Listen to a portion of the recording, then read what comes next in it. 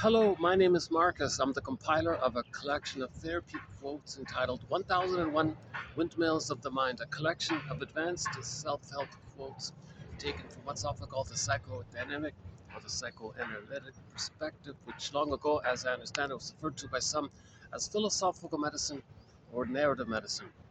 Helping one, in theory, get our soul back into our body. One shrink says that in psychology or psychoanalysis, when they use the word soul, they mean your sense of beingness, your embodiment, um, the feminine element, the feminine principle, your psychological self, your ontological self, that beingness quality. I feel that for amness. Now, this amness quality is a major part of us. We live to the extent that we feel this at home within quality. But this at home embodied quality um, freezes up with babyhood trauma. So one metaphor is the pin goes in the collar, and then under the collar, uh, it's not really like alive, it goes flat. The jargon is flat affect. The ancient times it was called Alexa, athemo-alexia. Now there's no feelings for your words. Look at that, eh? No feelings for your words. So Helen Deutsch would call that the as-if personality. See, if you're saying something, it's not connected to your words, to your feelings. Your feelings are unavailable. You're protecting your feelings.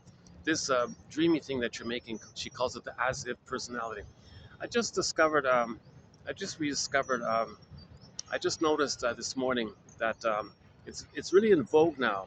Helen Deutsch's 1942 essay about the as-if personality, but they switched it. Somebody found a way to twist it. Now they're calling it the imposter syndrome. That's kind of misleading like that. Um, we'll post some quotes coming up because I want to make my contribution to see if I can clarify a little bit about it. I don't know that much about it, so I want to look into it. But anyways, let's go back to the basic premise here. We're all born with the beingness, aliveness, the sweet, inexhaustible fullness of being, and with it, the golden sun, the primary feelings. Joy is there. Joy runs the console. And the various capacities. When you have your authentic self, your real self, your beingness, you're at home with them. We live to the extent that we feel, says Karen, emphasizes Karen Horney, one of our mentors. So this is a major part of us. This is really a huge part of us. Life is kind of empty and shallow if we're disconnected from that. If we're alienated from that, or if we're estranged from that, or if we feel like a constant tourist to ourselves. Okay, so in babyhood trauma, um, when the baby's terrorized by the mother, okay, this beingness now we create a symbol for it, a picture for it. So imagine it as a princess who morphs into a bird or a swan, and the swan flies away. That's the Maiden King story. Or the princess is in a coma in a box. That's a Snow White story. Or the princess locked in a tower. That's the Rapunzel story.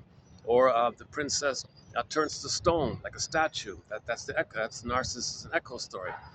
And so on and so forth. Or the golden ball goes down the well. Disney film is how joy and sadness get zooped away. So the beingness quality and the positive feelings by it, represented by the golden ball, usually they're kind of missing like that. So now that authentic self of us is kind of our home. At the same time, um, it wants to come to the body, the house, to be embodied. So we feel empty, kind of thing, but our soul is missing to us. So the soul wants to come back home. So we had it, we lost it, want to get it back. And the recognition that it's lost, usually it's at midlife. Something's missing. If you feel something's missing, basically, you feel like you're living the provisional life, the unlived life. When does life begin? If, you feel like you're in a swoon or a trance, sleepwalking through life, going through emotions of life. Life is passing me by. People say these kinds of things. And then because of the accumulated pain by it, there might be Freudian slips. You might say these obnoxious things to let you know that you're denying the pain of the trauma. Sometimes there's a nervous breakdown called the delayed onset of PTSD. So the birth trauma and the attachment trauma can can can be the PTSD symptoms of those two traumas can be muffled over with the personality, the false self, or the as-if personality can sort of absorb it like a sponge. But usually, sometimes it'll dry. Well, it usually dries out. Um, well, that's Bergler's phrase. It'll dry out roughly at midlife. But roughly at midlife, it comes to our attention. Um, as usual, there'll be a few interruptions. I'm in the park here on my second time in a row doing this in the park. See how it goes. I did it on Saturday. It turned out to be okay. Um, so now it's Monday today. Let's see how it goes. I think when the kids run out of the school, I might shut it down. So I tried to get an earlier start here.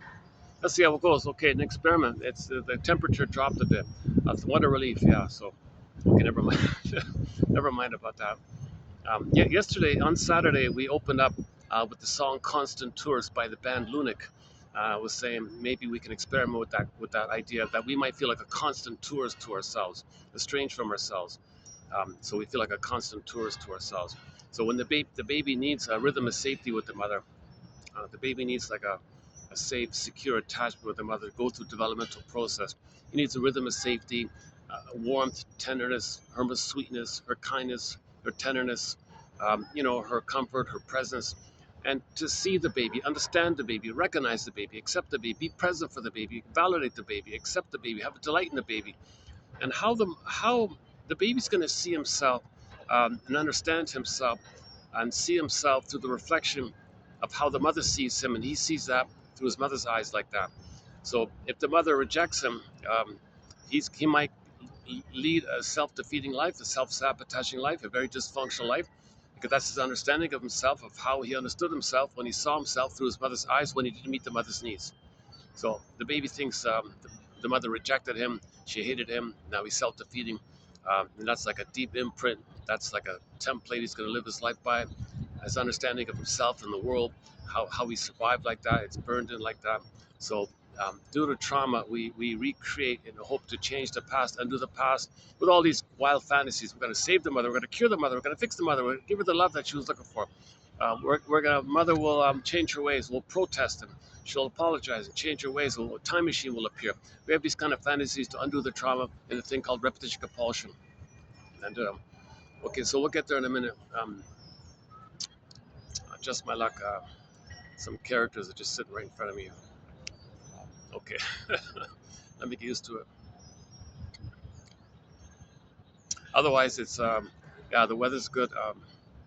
Otherwise, it's not too busy. You know, it's funny about this phone. You don't hear background noises, right? You're not hearing any background noises. This is a wild phone. I'm still not used to this phone. Um, so I don't get how this new audio thing works, but when I play the audio back, it's a little muffled, a little wavy. Sometimes you don't hear the words. So it sounds like it's a long distance call, but there's no internet, there's no phone. It's just me, like, 2 feet, 2 feet away kind of thing. I don't know why it's creating this strange. Somebody said maybe it's the AI thing. It's taking your sound and it wants to improve it. Give me a break. It's making it worse, right? Um, and but the odd thing about this phone is, yeah, why would you do that? Why would you take a normal voice, um, digitize it, put it through some AI mechanism, and spit it back, and then you get some distorted version of it? Why would someone do that? Um, anyways, the other feature of this phone is that there was a band playing um, over there, yeah, on that little stage, on that little outdoor park, and you couldn't hear it. I played it back. You couldn't hear it. You heard a little bit about the drum. You heard a little bit of the drummer, but the guitar and the music and other stuff, you couldn't hear it. So you won't hear any background noises. If there's people talking near me, you won't hear it. It's a wild phone. So it's kind of, I got to get used to this.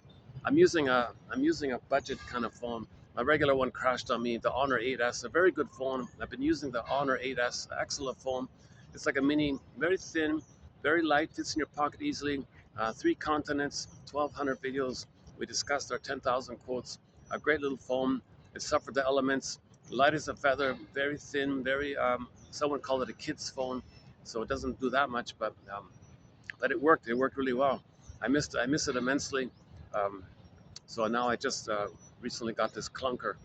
It's like a brick. It's much taller, wider, thicker, and way more heavier. This thing, and the audio isn't so good. So I'm kind of having buyer's remorse with this phone here, but it was on a really low price. So what do I got to lose, kind of thing. Um, I did prepare a song.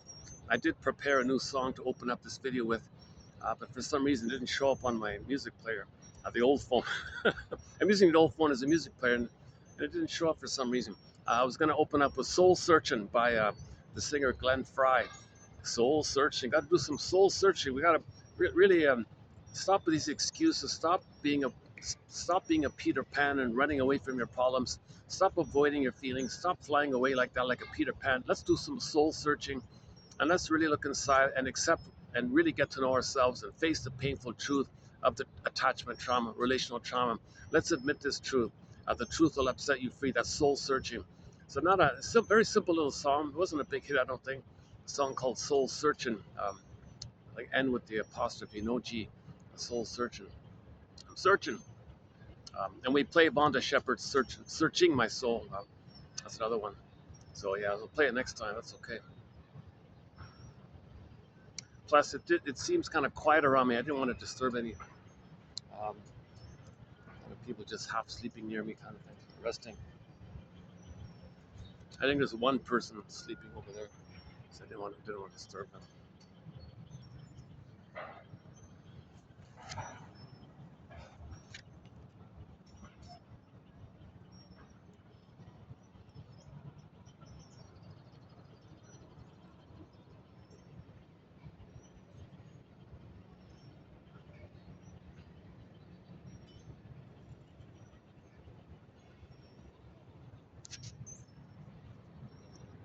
Oh, someone's gonna sit beside me here. Oh, jeez. Well, look, I gotta get used to these little things. I'm not used to doing this in the park. I'd like to get used to. I'd like to see if I can get used to this in the park here. Okay, let's return to the opening premise here. So so we have the totality of the self. We have a self. Um, I mean the broadest usage of that term. We have a total self kind of thing, but that self embedded in the totality of the self, the self. I mean, and a major part of the totality of the self is our authentic self, our being self, our psychological self, our ontological self. And with that beingness, there's the gifts and the treasures associated with the beingness. You have a wide range of feelings. You have the golden ball feelings. You're not just dealing with the sensations of the stress response of the amygdala area. You got primary feelings of joy, you got sadness to more losses, um, and all the variety of nuances of the beingness. So gratitude will be there, empathy will be there, your ability to articulate what you did that you feel badly about, and that's called an apology. If you can specify that you feel badly for doing these specific things, and you can name those things, and you have that kind of feeling full integrity and empathy for self and others, and warmth for self and others, to have that natural warm desire to do such a thing, to apologize. So you have a lot of empathy and warmth and love inside to apologize if there is a mistake. So there's a lot of capacity, and you go through developmental process. You know what's unique about you, they say. And Shirley Temple says, well, that's the blue jay of happiness is within. The bluebird of happiness is within. That's the pleasant feeling you experience when you express what's unique about you. Um, and then you become an adult, of course, and you become an elder. That's generative person, generative man, generative woman. You're generative. Like everyone's better off like that. It's not an either or thing. Everyone's better off like that. And then with the beingness, you see the third side of the coin. You're in the conscious present. You got a central ego. That's three-dimensional thinking, vertical thinking. So you always see the two sides of the coin. You see how people are loving or crying for love, and sometimes you're curious because when people are crying for love, it's sometimes very coded. So you can wonder and unravel the code of their cry for love. They might be showing you what their mother did to them. They'll do to others to show you what had happened to them, and that's their uh, disturbed or desperate way to cry for love, to tell you, look, others, I'll let others play me, and I'll play the mother. And look, world, look at what my mother did to me. See my negativity towards that person? Well, I'm going to let them. I'm going to let them as a proxy me, and I'll play the shaming mother, and I'll show you in my anger what she did to me. So that proxies me. Look how innocent they are. Look how negative I was. That's what happened to me, world. So they want to show up the mother, expose the mother, and show their anger at the mother, and show how the proxy was them crying for love. So they're showing you and communicating their cry for love, their anger around their needs not getting met. So they're in that kind of mode. So when you have the beingness, you see things more in a broader way like that, um, and you're curious. Play Pavlov's dog, the classic rock band Pavlov's dog. Um, they've got a new song coming out. One of our musical voices in our soundtrack is David Surkamp of Pavlov's Dog. We've got 4 songs on our soundtrack by them. Late November, Julia, theme from Subway Sue, an episode. And they announced that next year in 2025, coming up um, in a few months, they've got a new album coming out called One Wonderlust, not Wanderlust, Wonder with an O, Wonderlust. So now you got to wonder, you got this desire to wonder. How are they crying for love? I wonder if you wonder. I wonder, Mr. Rosenberg. I wonder if you wonder. Uh, Rosenberg's the guy who wrote NBC, um, about an acronym on how to make an I statement. OFNR, observation. That's the trigger. Okay, so in communication, you might um, um, point out what something in the present reminded you of in the past. So the observation is the catalyst or the trigger or the stimulus or something that reminds you. That's the observation. You're not blaming somebody usually. You're just saying, oh, when that happened, that reminded me of an old childhood fear. And you name that and needs there. I had a need for uh, a connection and a need for a chance to communicate, I had a need for expression and connection and to be seen and all that. And when those weren't met as a child, that wasn't met when I was a child. I felt really scared and lonely like that. I felt pain sometimes and angry sometimes and desperate sometimes. I felt that kind of stuff as a child. And that's coming up now. Okay? And then that's so OFNR, observation brings you to the feelings and needs. You name the needs as a child that were unmet and the feelings associated around those unmet needs.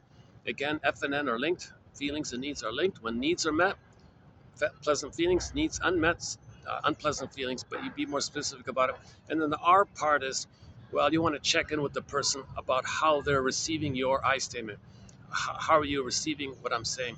And hopefully the other person will validate, oh, that makes sense. You have a very good reason for being upset if this reminded you of the past, and that's what happened in the past. As you said, you got a very good reason for it. You really do have a good reason for it. That makes sense to me. What's the hardest thing about that? Oh, and he might free associate a little further, right? So he's really accepting, um, giving himself a caring witness, and he's got a caring witness who validates his feelings. He can validate his feelings more, and it's a kind of working through process. So OFNR, observation, feelings, needs, requests. The O and the R kind of like in the present, F and N are like in the past. It's coming up, and you share the F and N to the present. Um, and then Susan Campbell's version of how to make an I statement 2360 in our collection. Go to TQ2360. I think I provided like an abbreviated distillation of her version of how to make an I statement. Um, so we got and a few other. Oh, recently. Oh my God. Yeah, recently. A very simple one. A very simple. Okay, there are a few other. I don't have it here. There are a few other ways to make an I statement. The children's one. It all begins with when that happened. I felt such and such, and you share that. You don't blame somebody. You just say, when that happened, when you didn't call, you said you'd call at 5:30, and it's now 6, and so you share that, friend.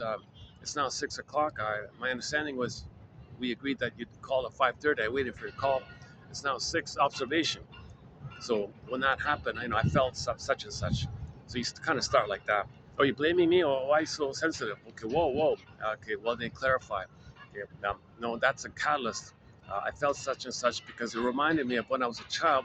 I was waiting for my parents to pick me up from the school. They didn't show up. I was terrified. I was scared. I thought it was danger or something. I was very vulnerable and scared like that. So you making me wait like that reminded me of when I had to wait at the schoolyard and there were some scary scenes around me or something. I was terrified. Like, I didn't know my parents were gonna come. I'm just like a kindergartner or something like that. And finally they came, but boy, was I scared. I couldn't talk about it. I couldn't process it. I couldn't. I never talked about it. I was repressed. I buried it. It was too much for me. I couldn't do it, so I just repressed it. Now it turned out that what you did brought that up. So I'm just sharing something vulnerable in my past with you. So that's so I had a need to trust that my parents would come and for safety like that, and some consistency that my parents value me, that they know what's going on with me, and that I got support from my family. That wasn't met for 30 minutes, and I felt terrorized. And so that's I'm sharing this what's coming up now by the catalyst of you being 30 minutes late. Yes, that's minor what you did. You must have a good reason for it. We'll get to that kind of thing. So I'm not saying that that little thing that you did brought up these strong feelings from my past. I just want to share that that little thing you did in the present just served as a catalyst to bring up repressed material that I felt in the past. I wanted to share this kind of material up with you like that. How are you with that? Oh, gee, I'm really sorry. I had no idea about that. I'm glad you told me. Yeah, that's a sore spot. My God, that's awful that that happened. Yeah, it makes sense that you'd be angry if that's coming up like that. So sorry, I had no idea. Now I know. I'll be way more mindful like that, and I'll call it from ever later or something. Yeah, I appreciate that. Things like that. So you want to make an I statement, um, and so that's a natural capacity of when the beingness is there. You'll make I statements. Okay, you'll share your intimacy, and you want to connect with somebody, and you value them to share like that, and you trust them like that. You don't got to be afraid that the other person will gaslight you and double bind you like your mother did. If you are, you might climb up and or say something else. If you say something else, like in an as if manner, that's like a shield to protect you. So if they criticize your as if explanation, so what? It protects your real feelings, which are hidden or lost, kind of thing. I want to get back to the as if theory in a minute because I think I want to explore this because the shrinks are confused about it. Miss Deutsch brought it up in 1942, the as if phenomena, the as if personality, and everyone mocked her, I think, and it kind of closed the door on it. And then in recent years, people have picked up on it. There's been minimal discussion. I noticed two guys wrote a book about the BPD phenomena. They think it's a kind of embedded within the BPD phenomena. So we have a thread on the BPD phenomena, and then but they confess that a lot of people associate it with the schizoid phenomena. A lot of people say, well, it's just the false self phenomenon. Um, so what is it? Is it simply a synonym with the false self? Um, well, the false self implies that you're protecting the true self. It implies that there's a true self. But some people think, well, if you don't have the true self, it's never really developed, and all you have is this as if false self. In other words, the false self with no true self, that's the as if self now. You're always in as if mode.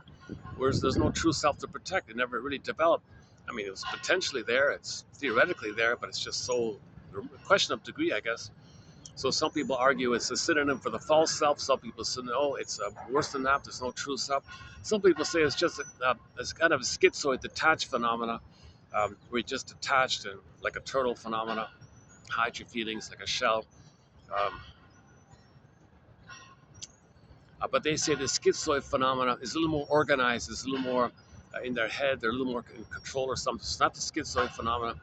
The BPD one, those guys, that book I glanced at this morning, they think it's part of the BPD phenomenon where you're just doing flim-flammery, duplicity, flip-flopping, lying, saying this, saying that, hall of mirrors, house of mirrors, say this, say that. You're just trying to survive all the time. You don't. There's no genuine cohesion.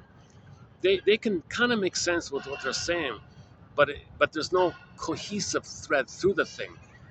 It's just um, like not word salad, but like ideas and phrasal salad or sentence salad or maybe paragraph salad. But there's never really any kind of continuity. So they're just dodging around like that. Um, so the BPD phenomena does a lot of flim-flammery, duplicity, lying. They forget, they pretend to forget because they're always in survival mode.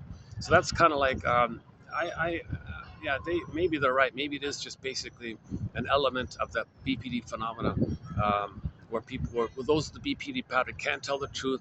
They're a little dramatic, but the as if okay, no, the as if personality doesn't have to necessarily be like a dramatic version, like a flamboyant one.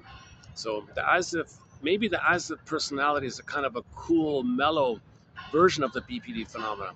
Maybe it's like a voyeuristic, quiet. Maybe it's like a schizoidal. Maybe it's like a maybe it's like a schizoidal BPD phenomenon. No, the schizoidal is organized, right? Maybe it's like okay, it's the BPD phenomena. It's a version of the BPD pattern, minus the hysterics and the soap opera and the intense dramatic relationships and all the fireworks and all that. Maybe it's just like a quiet, maybe it's just a quiet, sleepwalking version of the BPD. Maybe the as if personality is just a quiet, sleepwalking version of the BPD personality.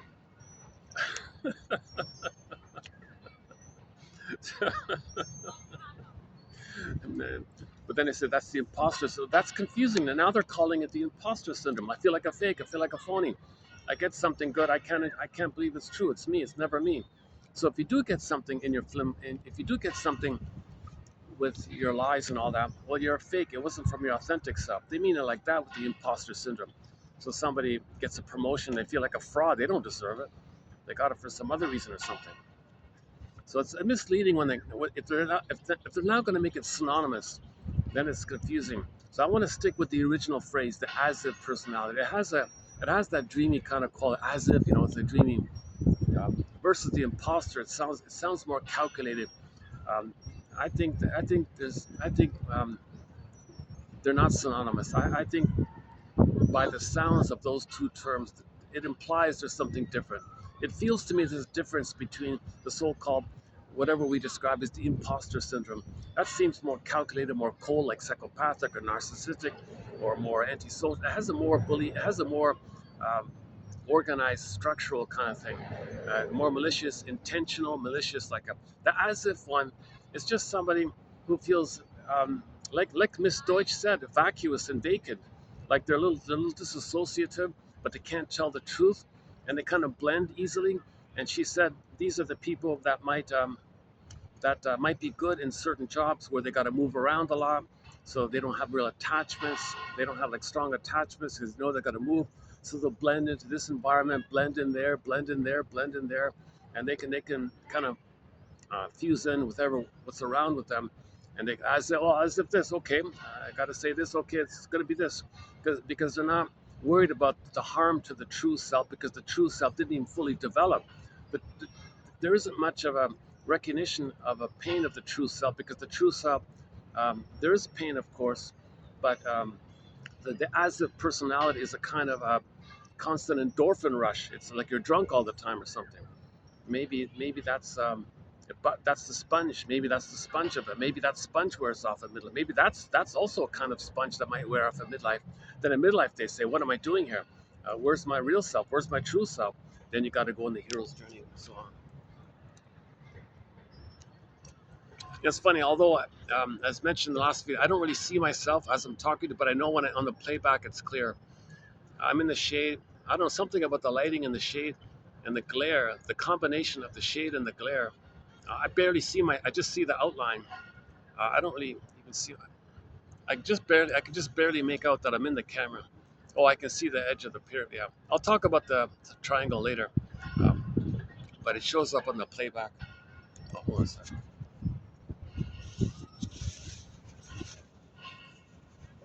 Oh, hold on a second.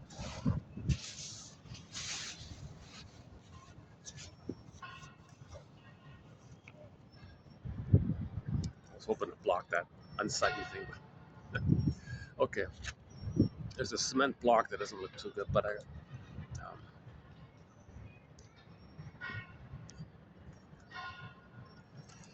yeah, this is I got to get used to this. It's a bit of a treat to do this outdoors in the park with a little bit of a breeze. I'm not sweating. Can't believe it. Yeah. 2 years, 2.5 years ago, I did a string of videos on the beach, on the shoreline. Sorry, on the shoreline, like a rocky kind of shoreline, a cliff.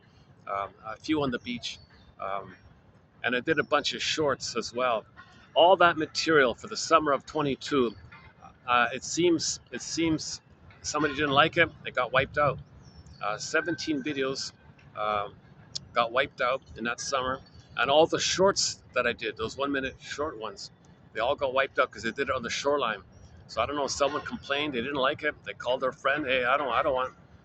Why is he filming the water here? Maybe they thought they owned the water or something. Got to get it. It was a public water place. Come on, it was part of the ocean.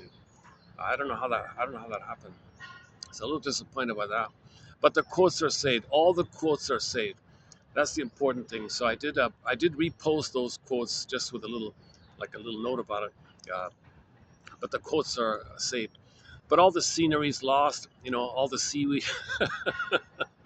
There was some seaweed and bees and mosquitoes, but mostly it was a few loons and herons, Canada geese. There was some birds like that, and some the beach line, shoreline scenery. It was kind of nice, and all the rocky cliffs and all that. So that the scenery was lost. That's a pity because I would have liked to have revisited those videos.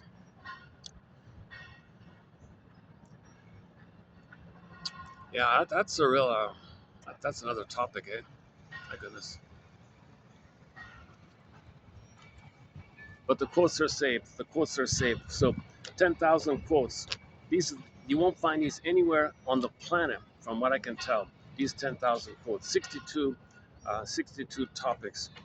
It's in effect an 8-volume encyclopedia. If you take an encyclopedia in 8 volumes, that's what you have here. It's a massive printed out. Printed out, it's like a massive. Um, Maybe it's like a foot tall or something. I don't know. Maybe a foot. I haven't measured it. It's a massive encyclopedia of insights. They're clear, um, with the odds being that 1 out of 10 will click and be of help to anybody in midlife. So don't worry. There's no convoluted, disturbed translations of Freud. So basically, no Freud. Jung and Lacan, who needs all that made-up jargon, that intellectualized, keep it in your head, made up. Forget that stuff. And all the other major names like Adler and Kohut, we don't have that kind of more, well, ironically, right? It's more practical stuff. Um, like today, Edmund Burglar. Okay, this guy's book, Ryan here, these two guys here, and Summers and Flanagan here. Levy, Stephen Levy. Oh, I haven't mentioned him in a while. Maria Bergman. Okay, so we got like people like Masterson, okay, and Karen Horney, okay, and Rinsley and Grotstein and Ogden, okay, and Althea Horner, underappreciated author Althea Horner, David Solani, my goodness, and Arthur Janoff, and recently Anne Teachworth, and then another Alan Golem recently, and even Lucy Freeman, who wasn't a shrink. We posted some of her quotes. I mentioned Rosa Berg and Eric Byrne, and practical, clear kind of material. So with the hope being that 1 out of 10, Robert Bly, Marion Woodman, of course, in that kind of area. So we got a major thread on psychological interpretations of myths and fairy tales. A fun thread, very informative, fun thread. It's been very helpful to symbolize and picture what we're talking about. So, for example, the beingness. Snow White is personification or a symbol of our beingness. This beingness that we're talking about, this beingness, the serene, inexhaustible fullness of beingness, your being, like your feeling, being, like your amness, like your authentic sense of self, ontological self, your existential beingness, like you're here, like you're real and you're here, and it's alive and it hums and it's a warm hum, a golden bulb. Okay, this kind of hum beingness. Okay, remember the Velveteen Rabbit? Felt like a stuffed rabbit. What does it mean to feel real? I want to feel real. Okay, so um, we're born with this beingness, and if we do end up feeling like the Velveteen Rabbit, well, we want to get it back. Okay, so when we have the hum and the beingness, okay, in babyhood trauma, okay, as mentioned before, it goes flat, and you create a picture of your beingness, make it a princess. Okay, this pure, beautiful woman, I guess. Okay, and she's damaged or she's lost. She's exiled. She's either exiled, she's lost, trapped in a tower, in a coma, morphs into a bird and flies away. Go, I know not whither, and bring back I know not what. Yeah, and there's so many various ways this beingness is damaged, wounded, lost. It can turn to ashes. It can turn like it can turn into like a stone. It can turn into usually like it could be a baby or a lost child or a wounded animal or something. Whatever form it takes, um, the storytellers are trying to tell you that we're homo traumicus. We're traumatized. We had our beingness. It's something precious and valuable. It's lost, and because it's lost, the house or the castle is in poverty, in debt. Okay, so like in Rapunzel, they'd say like, um, so in the fairy tale, oh, the king can't have children, um, or the crops don't grow, or Um, there's a lot of problems in the house. So the castle and the king and all that, the problem like that, that's like our body, and we feel empty. So the soul, the princess, is missing, and so we want to get the soul back into the house, into the castle. Then all is good. We want to be realigned and have the princess come back into the body. So you want Rapunzel to come back to the castle. Everything's okay. But when Rapunzel was away, they were saying, oh, all this debt and guilt and problems and all that, and what are they going to do, and all these misery things. terrible things are happening. That's code for the person being dysfunctional, neurotic, unhappy, miserable, depressed. That's code for that because the soul is missing. So you want to get back. So you gotta go on the journey to um, understand why the soul is missing, and it'll come back on its own accord. So Rapunzel will come back naturally on its own accord. You do certain things, and Snow White will come back. Rapunzel will come back. Okay, Miss Echo will come alive and come back, or Solvig will be there. Or in the Odyssey, Odysseus gets to his beingness, and a little while later, Penelope comes back. That's the feeling side, the feminine. So the princess, like the feminine element, the feminine principle, they're able to associate the beingness quality with the feminine principle, like the feelings kind of thing, the beingness like that. Yeah. So the receptivity, the moon, the presence, the beingness, they call it the feminine principle. So they create a princess like that. For a woman, it might be a fellow. For a man, it might be a woman. Um, or it can be a woman for, it's not about gender. It's just in a fairy tale, um, if there's something really precious, um, there's two parts to the preciousness of a person, the beingness part and the golden ball part. The golden ball part is the warmth of the radiance of your feelings associated with your beingness. So if the golden ball goes down the well, it implies that the beingness is missing. If the beingness is missing, it implies that the feelings parts is missing. Okay, so Rapunzel is kind of clear. You see it together. Okay, Rapunzel and the golden hair, it's kind of together. But then the golden hair was lost, so there's a separation. Or Iron John and the golden ball were in a cage. So you show the two like that.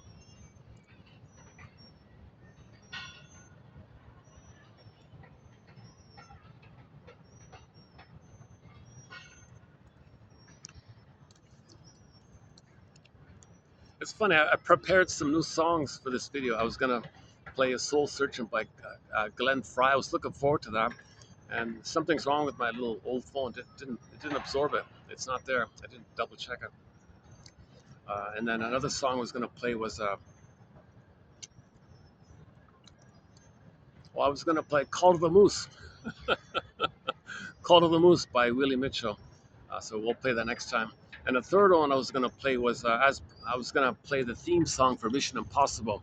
So when we assigned the mission, your mission, should you choose to accept it, I was going to play the theme song to Mission Impossible. Um, the orchestra. Well, I copied, I downloaded the original theme song from the '60s show. So it's like a minute, like 50 seconds long kind of thing. And I was going to see if I can announce your mission, should you choose to accept it, is to read the quotes and pick one and email it to yourself, should you choose to accept it, for your approval, on the Twilight Zone, for your approval. One of the lines in the Twilight Zone is for your approval or for your consideration or something. Submitted, submitted for your approval. Your mission, should you choose to accept it, okay, for your approval. Suggested for your approval. Oh yeah, I'm currently been watching the Twilight Zone episodes. We've discussed about a good dozen of the episodes. Gabe's story, Wong's Lost and Found Emporium, Memphis, One Life Furnished in Poverty, Take My False Life Please, Gabe, the Doberman Pinscher one, the Groundhog Day one, and several others. Um, Saturday, of course, and the prelude for it was called Nick of Time. And so I've spent a lot of time talking about those Twilight Zone episodes. I saw another one this morning before coming out. It's a, it wasn't a good one.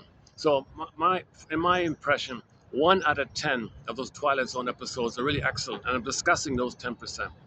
Um, the rest are, of the remaining 9, maybe 2 or 3 are kind of okay, tolerable. You kind of get the message, but it wasn't convincing. And the other, say 6 or 7, are totally forgettable. So the one I watched this morning, it does grab your attention, but they tried to make a point, but I think it's forgettable. It didn't work. So it's an episode. Um, what's it called again? The Mind and the Matter. The Mind and the Matter, season 2 of the original one, Rod Serling.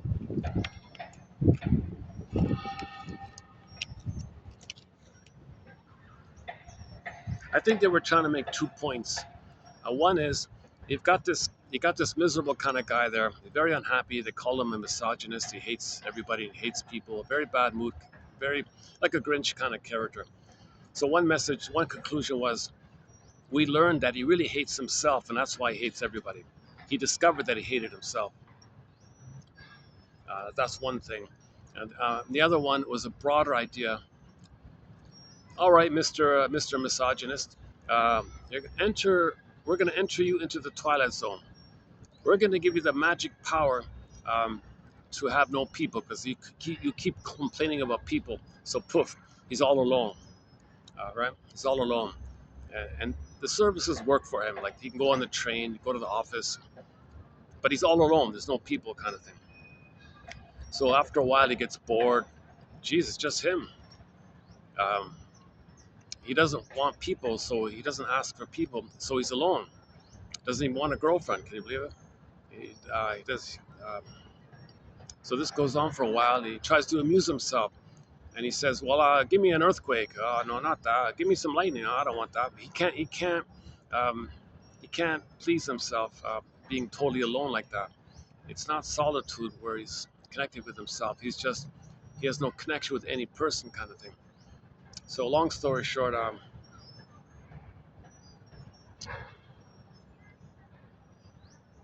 oh yeah, then he says, well, if he wants company, he only wants people like himself. So sure enough, people like himself appear, but then he sees himself by their behavior. That's him. You go, oh my God, I don't like them either. Oh my God, this is what a mess. He doesn't like himself. He doesn't like other people. Jesus Christ, he's in a real dilemma, this character, right? Um, so now he's got to, now I guess you have to choose, well, take your pick. You're going to be alone, alone with yourself, um, or you're going to go back to the way it was before. And then I guess he concludes, well, I guess it wasn't that bad, and there were some friendly people in his life. Uh, the intern kept spilling coffee on him. Oh, he was a nice guy. Okay, he spilled coffee on me, no big deal. He was a nice guy, I like him, kind of thing. So now he's starting to turn around a little bit. So he goes back to the original place, and he's meant to think, okay, it's messy, but we're all people. So it's more. There's a human connection here. It's better than it's not perfect, but it's better than the alternative or something. So it wasn't very clear. Um, the guy kept. It's 30 minutes. It's 30 minutes of brooding and whining by this guy. I didn't like the episode. Um, it's not a very likable episode. A very unlikable character. Um,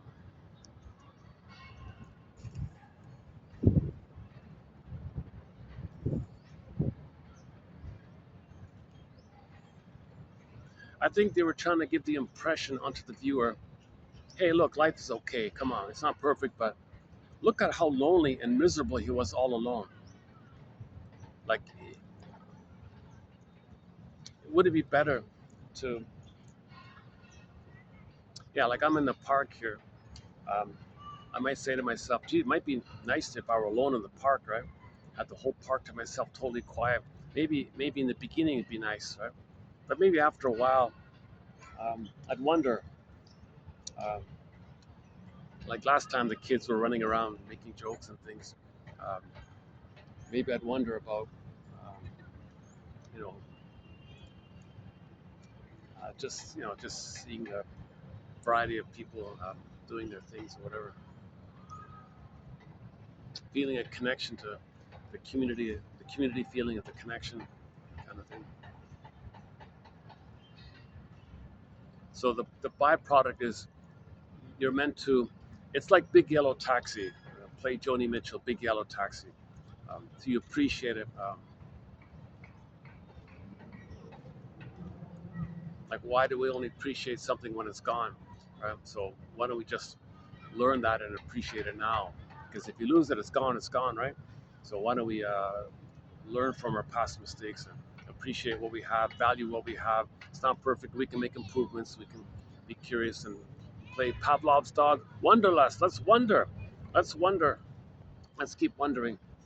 Soul searching. Play Glenn Fry's song. Um, it's supposed to be our opening song. Glenn Fry. Soul searching. And Vonda Shepard, searching my soul. Okay, I'm getting a little I'm not very focused here today.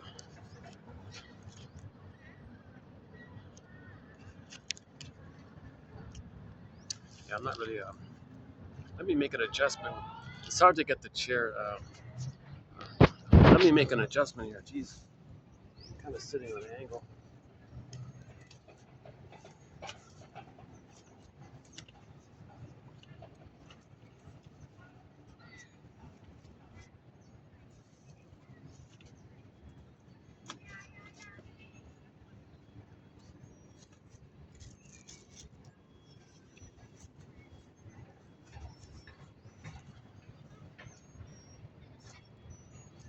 Hold on a sec.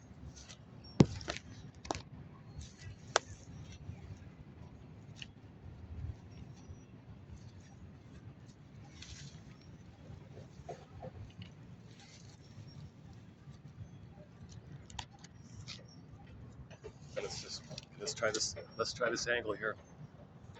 I don't got much space. I'm pressing up against the branches here. It's got just a very narrow space here. But this is the only sort of spot where there isn't traffic with the people. I'm in this little kind of mazy kind of thing. Okay, boy, oh boy, well, what a sidetrack here. That's a huge sidetrack. Yeah, the truth is, I struggle with that episode. It was a depressing episode. I didn't like it at all. But I give Twilight Zone credit because they probably have some really good closing narration, a really good inspiring message at the end. I was kind of a little bit expecting that, and oh no, nothing like that. His closing narration was to the effect, um, appreciate what you have in the present, appreciate your life in the present. Uh, that's the natural state of affairs, to have gratitude and appreciation, evolutionary gratitude, appreciation for things. Um, but they didn't analyze why the guy was so bitter. They didn't analyze anything about him, why he hated people or something like that, including women. They didn't make any link about his childhood or about the battle he had with his mother or father or something like that. There was no reference to why he was like that. It was just a kind of suggestive kind of thing, um, to impress upon the person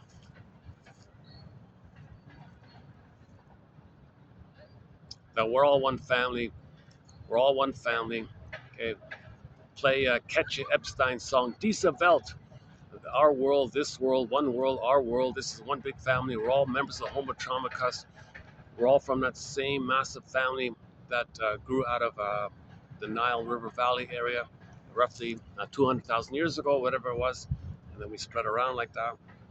But then 10,000 years ago, we accidentally traumatized ourselves and became Homo Traumacus. And then now we gotta cooperate with nature's innate drive for healing. So now we're kind of in the mode of healing ourselves. Play back to soul searching. Now we're kind of Homo soul searching at us. Um, so we're Homo Traumacus, and we reached a place where uh, hopefully there's a recognition that we're wounded, and we got let's heal ourselves. Let's look in the mirror. Okay, Michael Jackson, Man in the Mirror. Glenn Fry, Soul Searching. Vonda Shepherd, Searching My Soul. All these songs related to self-reflection.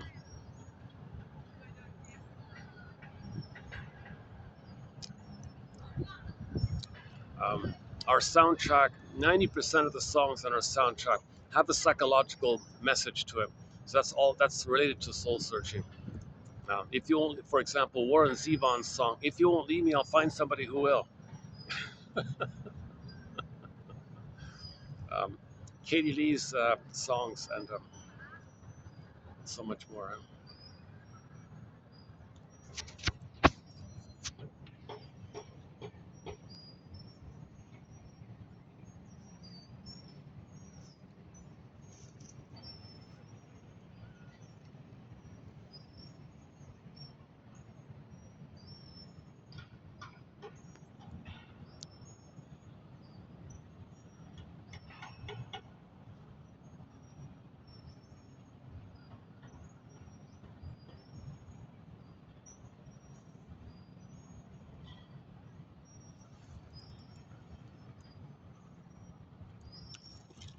Okay, we'll be doing 2951 in this video. Let's see, one, two, three, four, five quotes. So it's a lighter load today. That's good. Yeah, okay, that's good. A lighter load today. But boy, oh boy, we've covered a lot of excellent topics recently. Pyrrhic revenge was a recent topic. Pyrrhic revenge. Oh my God, under the umbrella of self-defeating, self-sabotaging behavior. That one there. Uh,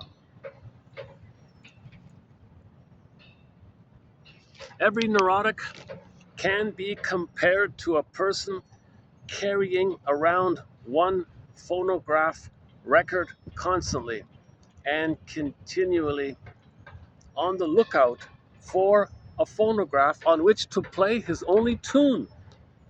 The one and only record represents the basic unconscious neurotic tendency. The phonograph stands for the other person with whom the neurotic pattern can be repeated. Certain unconscious behavior patterns acquired in early childhood become petrified and under the pressure of the unconscious repetition compulsion are repeated throughout the remainder of life with eternal monotony and completely without conscious awareness of that repetition. Thus, the unconscious repetition machine reels off the unconscious behavior pattern. I think that's a good quote. So Berger, uh, in his attempt to describe the internal working model or the template or the schema or the traumatic script, the curse. Okay, okay. So the meaning you're gonna see all of your days through that. Every day is through the yesterday's lens. Every day is through yesterday's lens. Repetition is like a hypnosis. So you can distort the present to fit the past. You make up the present to fit the past. You see everything in terms of the lens of the past, the prototype, your understanding of yourself, your understanding of the world, the mother's the world, the memory it's burned and how you cope with it. That's a problem. So in repetition compulsion, you're gonna recreate that interaction, hoping for a better past. So you got to twist the present for that end. Okay, um, so neurosis dysfunction is the petrification of an inner conflict that's suppressed. The wish and the fear. Baby had a need, mother said no. There's a real pain. Need's still there, but the pain is there. But the need is still there, but the pain is there. What a conflict. Okay, it's repressed. Um, it makes the person neurotic because you're not living in the present. Okay, in the present, you just trance the past to the present and use the present as a new edition of the past, a recreation of the past, a new runaround of the past. You're going to recreate and revive the past and the present because of the pain you're in. You want to get out of the pain. You want to get a better outcome for the past. So you just keep repeating. Now again, that part of the brain doesn't know time, so it's timeless, eternal. He said it there, eternal loop, infinite loop, monotonous, maternal, infinite loop. Okay, that part of the brain does not know time. It's timeless. Okay, but the memory's there. You were shamed, mother shamed you. Mother, whoa, I want a better outcome. I don't want to live with this painful, deep memory where I'm no good and mother rejects me and I gotta think so badly about myself because mother hated me. Oh, I don't want this outcome. This is miserable. I want a better outcome. I want a better outcome for this. Well, that's the theory. Innate drive for healing. Well, let's search for a better outcome. But that part of the brain doesn't know time. So now it's like a loop. So his metaphor, it's like a 45 disc record. Okay, and those 45s only have one tune, his only tune. Okay, another version of that quote of his is every neurotic is a music enthusiast, but he only has one record, one phonograph. He carries it with him everywhere he goes. Every time he sees a turntable with never-ending fiery ardor, Berger says. He runs to the turntable, plugs it in, turns it on, puts the 45 on the turntable, picks up the needle, sets it gently to the beginning. You hear the scratches and the crackles, and he plays that one tune he has. It's the past traumatic memory where he cried for love, mother said no. So he's gonna, in every new situation with dealing with people, new place, whatever, okay, he's gonna spin off that only tune, the only song. You can't enjoy new songs. You can't live in the present, love in the present, be creative, spontaneous, play in the present. He's got this. All of his energy is devoted invested in getting a better outcome for the past. He can't live with that past. Um, it was way too much for him. Um, he's spaced out and as a personality, he's in a swoon, he's in a trance, he's sleepwalking. And in that trance, hypnotic trance, every time in new situations, post hypnotic induction, we play that 45, play that 45, monogamous repetition compulsion. So he's looking for a better past.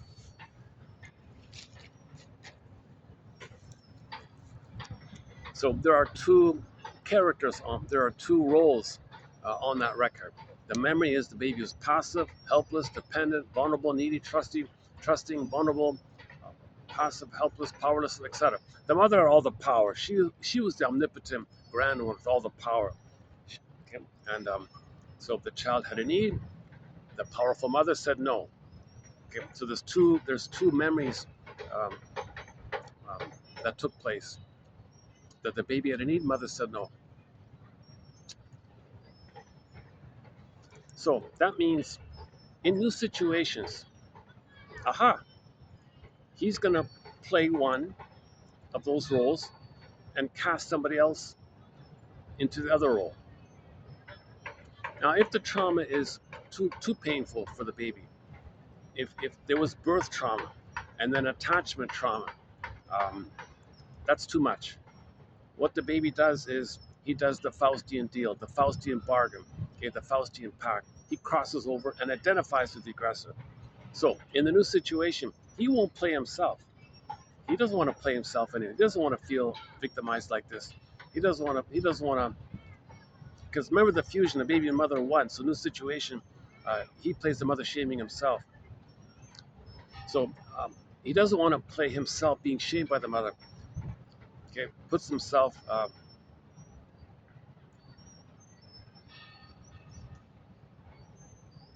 Sees others as the shaming mother,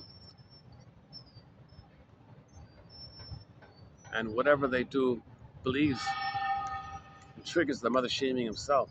He doesn't want to keep shaming himself.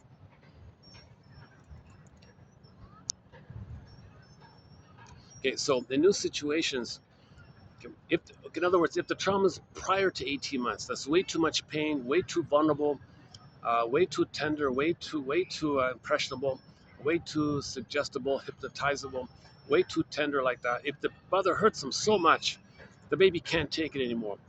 He's tempted, he's allured. The siren song, okay, the siren song, um, called the Faustian deal, the Faustian bargain, the Faustian pact. He crosses over and says, "Fine, fine, I'll play the shaming mother. I won't be myself. I'll sacrifice myself. Okay, I'll have the agency to shame myself. At least I feel some kind of pride. I feel some kind of agency that I'm going to shame myself instead of just letting mother shame me. I'll be the one who shames myself. At least I have some sense that I'm doing it." So he feels the theory is he feels slightly less anxious if he's going to be the one to shame himself. So the Faustian bargain means he's got to sell his soul. Mother sold his soul. Fine, I'll sell my soul to get the power, to get mother's power. So in the Faustian deal, you get mother's power, you get mother's omnipotent power. You feel like an omnipotent God, and you can do it forever because that part of the brain is timeless, is eternal. It's timelessness. There's no time, so they say it's eternal. You can do it forever. A lot of people with the bully pattern or narcissistic pattern or Iago pattern, when they torment people, they say, I can do this forever. Like they don't understand time. So that's the Faustian bargain, the Faustian deal like that. So they're addicted. It's addictive. That another benefit, quote unquote benefit, Fyric benefit, payoff, I don't know, secondary game, is that they become addicted. They become addicted when they make the Faustian bargain. It's a drug like in the brain because the fusion is still there. The fusion is still there. Okay, so they blip up the oneness with the mother. When they act like the mother shaming themselves, the oneness is still there. Now the pain of it all, okay, they deal with the pain of it all, A, partly by numbing it, but B, mainly by externalization. Okay, finding a proxy to stand in for them and let the proxy play them in pain. It's a trick that they don't feel pain. If someone else can stand for them and they show the pain, then they trick themselves that they don't feel the pain if they see someone who's them who plays the pain. So that's externalized living, scapegoating living. Okay, so they need that kind of, they're dependent on Schadenfreude, they're dependent on shaming others because they need someone to play that part of them which they got out of shame. So they find someone else to play them. That's called scapegoating, evocation of a proxy. They find someone to play them. They think it's a part of them. They got to shame themselves. Find someone to play that part of them to shame, and then they feel the blissful, what they call libidinalization of this pain, the libidinalization of mother's abuse. They libidinalize it, meaning they get um, the blissful feeling that all babies feel when they're one with the mother. So the blissful feeling is associated or blipped up when they shame someone. Now they're addicted to shaming others. They're addicted to hating others. Um, in that Twilight Zone episode, yeah, we could, but that misogynist guy, that miserable guy in that Twilight Zone episode entitled, mentioned earlier, entitled "The Mind and the Matter," a play on mind over matter, right? They didn't want to say mind over matter. They called it the mind and the matter. Okay. Oh, the mind and the matter, the issue. Okay, maybe they did it like that. It was a play like that. Like that guy, every time he talks like that, they're no good, everyone's no good, I'm good, and everyone else is no good. Okay, he's a little addicted to that. It's painful, but he's addicted um, because he feels important. His no goodness, he hates himself, so he's got to hate others. So he hates the world to make him unaware that he hates himself. Oh, yeah, okay. So in that episode, we see that he hates himself. Okay? That's why he hates the world. But in the beginning, he hates the world to make him unaware that he hates himself. But at the end of the episode, we see that he hates himself. So that Mr. Misogyn, Mr. Archibald, they kept calling, what's his name? Uh, what's it? Beach something. Beechworth, Beechcroft, or whatever his name. Who cares? Whatever his name was. Uh, Archie. Was it Archie or something? Archie Wald or Bald or Archie Wald. Beechcroft, Beach something. Mr. Beach. Let's just call him Mr. Beach. Okay, so you see the character Mr. Beach, whatever his name was. I forgot already. My goodness.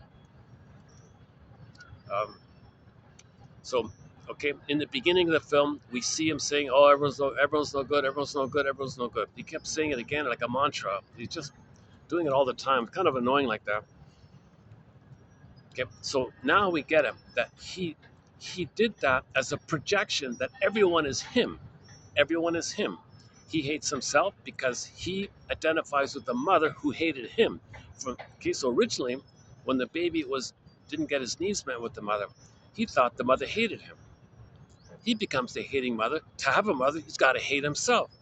He doesn't want to feel that he hates himself. So to not feel that he hates himself, he's got to see others as him, whom he's going to hate, to externalize and distract and put his attention kind of out like that. So your attention is not in. So that's called externalized living. So you scapegoat and externalize, and you need someone to hate. That Mr. Beach needs someone to hate. He needs someone to hate, so he doesn't know that he hates himself. So he went on and on and on. It's a very depressing episode for 30 minutes. I don't recommend it. That's one of the last episodes. Maybe the one exception is if you know someone like him, what do you got to lose? Introduce that episode to them.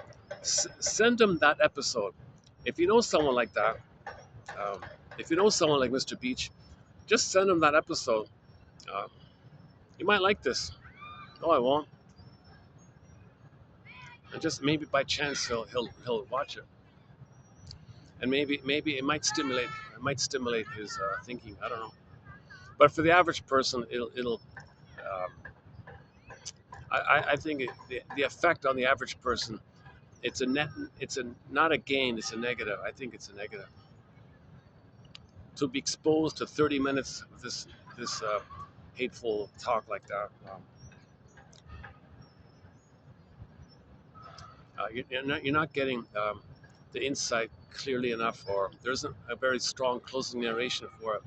I think Mr. Serling missed it on that episode, but maybe that episode was specific for people like that, like Mr. Beach. Okay, so I would say there's one benefit of that episode. The reason he hated all the people around him, is because it distracts him of how he hates himself. Now we know that he hates himself because in the episode Magical Thinking, okay, he creates things with his thoughts. So okay, I'm only I only want people like myself. I don't want other people who are not like me. So sure enough, he created that, and all the people around him were just like him. Same attitude, same personality. They even morphed their faces to look like him. So even at his face, even in different ages and different slight variations, but they were all him basically.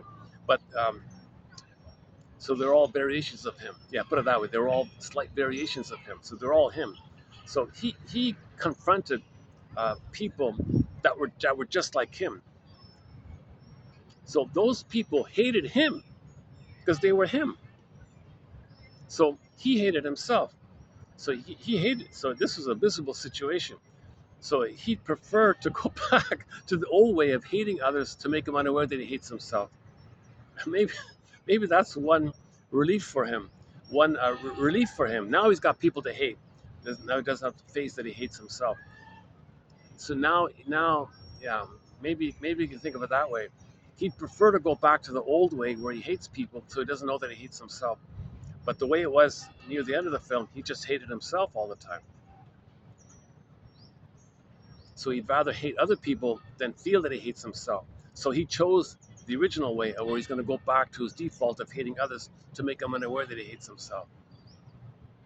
Okay, that's part A of the message, I think. Part B is the more broader one. Come on, it's better to have community. We're all one family. It's messy, but come on, and see it like that.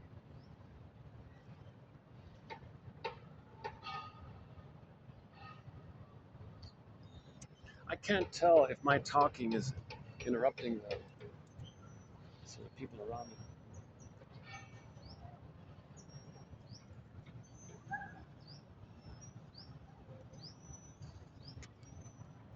Even that grim episode, I get energized. When I talk about the Twilight Zone, I tend to lighten up a little. I tend to be a little more animated, especially Gabe's story and Wong's Lost and Found Emporium, um, Memphis. Oh, okay, the Doberman and Pinscher one, um, the Groundhog Day one. Um, there's the there's the puppet one, the one about uh, puppets. Let's not get into that one. And,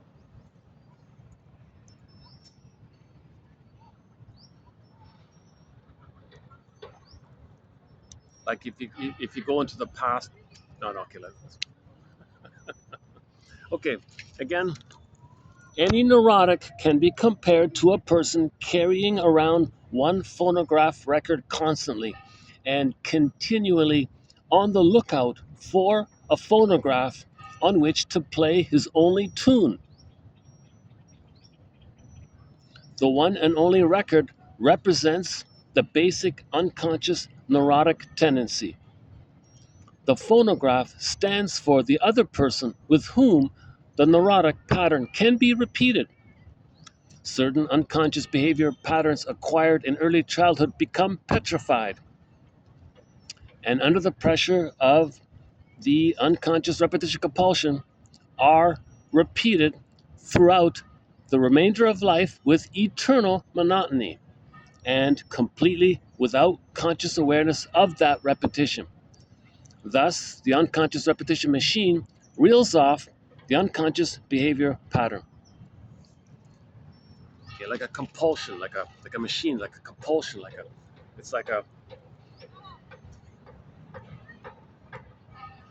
see it all sources back. My understanding is it sources back to all the baby's drive, all the baby's quote unquote instinct. Okay, life force, his energy, his desire, his yearning, his needs, all the baby's energy, his vitality, all of his energy. Okay, mother, where are you? Where are you? I'm looking for you. I expect you to be there. Okay. He's not looking for something else. He's not looking for anything else. He's looking for the security and the safety and the blissful union called the mother infant dual unity. He needs an extended Garden of Eden, a rhythm of safety, paradise, Shambhala, Shangri La. Unico mystica, unio mystica, participation mystique. It's oceanic feeling, oceanic bliss, oceanic oneness. One guy calls it oceanic ecstasy.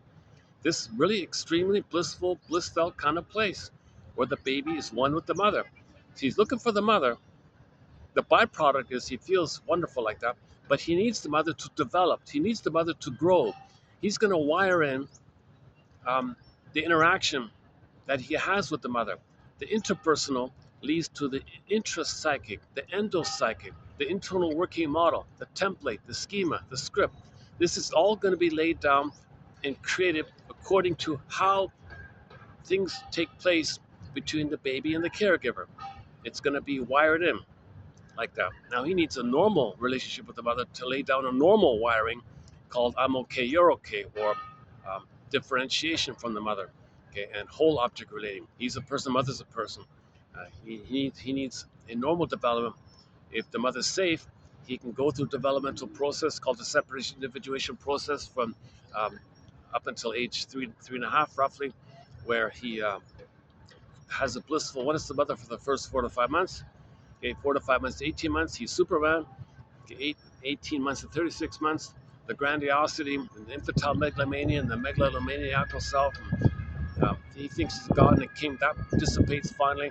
And then at 18 months to 36 months, the rapprochement phase, the now Voyager phase, the now seek thou forth to find yourself phase. So he's going to be an explorer and use the mother as a secure base to explore and figure out what he likes. Mother does communicative matching, a little improv, teaches the child that yes, you can learn and you don't got to please me. Yes, you can be yourself and I'm okay with that. Yes, you can be autonomous and express what's unique about you and I'm okay with that. You don't got to serve me. You don't got to take care of me. I'm here to communicate to you that you can be yourself and I'm okay with it. So he needs that kind of experience called the rapprochement phase. But to get to the rapprochement phase, he's got to have the Superman phase. 4 to 5 months to 18 months, also known as the world is my oyster phase. A love affair with the world, where the child runs around, thinks he owns everything. So this thing about the baby thinks he owns everything uh, finally mainly dissolves post 18 months, they say. So it starts off in the uterus called the megalomaniacal self, infantile megalomania.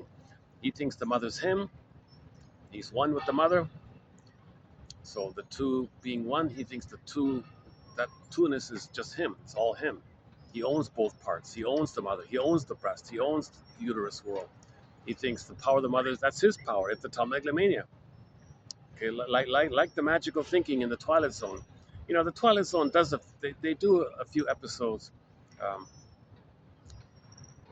like Forbidden Planet and Star Trek. Some of these episodes, they're a tip off to this. You have this thought and it appears. You know, so the baby thinks, I have a thought. Oh, there it is. He makes it. He created it. He's a magic man. He's a magic sorcerer, magic baby, magic wand. He has a thought, and there it is, materialized. So science fiction, it'd be materialized. That's code for this phenomenon that the baby thinks he makes these things happen. So the baby's in the uterus, and he says, oh, I need food. Oh, and there it is. I need to be taken care of. Okay. The placenta takes care of everything. Gets sent down the food. Okay, in the feeding time, same thing. He needs to feel safe. Mother's there, gets the food and the comfort and the warmth and the attunement. When baby's uncomfortable, baby makes a gesture. Mother picks it up, comforts him. He thinks he created it all. He thinks he controlled the mother. He thinks the mother's like a part of him, and his thought made that happen. Magical thinking is the thought, and it made it happen. It materialized, like the Twilight Zone episode. He had a thought. He had a thought that he can control the weather, and he controlled the weather. Well, the mother's like the weather for the baby. He controlled them. He controlled the mother. Oh yeah, the earthquake and thunder. So for the baby, oh, I wonder if there's a link like that. So in the Twilight Zone episode, he created an earthquake and he created lightning and all that stuff, rain and a thunderstorm. So maybe is that for the baby? The baby, if the mother is shaking around or going, if the mother's pregnant and goes to a heavy metal concert and she's bumping around, that might be like an earthquake for the baby. And the scariness, the lightning might be like some cortisol, shots of cortisol to the baby, like a lightning, a sudden scary thing or something. Maybe you receive too much cortisol into the baby. If the mother has too much cortisol, they say it can go into the baby. If the mother takes pills when pregnant, it'll go into the baby. That might be like a lightning kind of experience, like a shocking, surprising kind of experience. So yeah, maybe I'm wondering now. Now that I think about it, I'm wondering if the earthquake and lightning scene in the Twilight Zone episode is code for how the baby felt. Thinking he created that stuff. So you see him washing it, and there it is. Well, that's the psychology of the theory that the baby creates things. So if there's a thunder there, maybe the baby thought he created it somehow.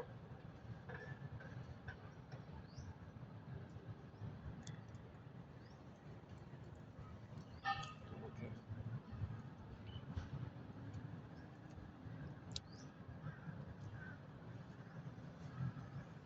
I guess there's enough background noises where people aren't really affected by my talking. Yeah. I'm tempted to ask somebody, how much do you hear me? Actually, one guy was sitting beside me in a hotel. He was listening a little bit and he fell asleep. he fell asleep. Here I was worrying about disturbing the guy beside me. It turned out he was being lulled. He was, it made him sleepy and he fell asleep. Maybe by chance, uh, my voice reminds him uh, somebody in his childhood. I don't know, of the teachers.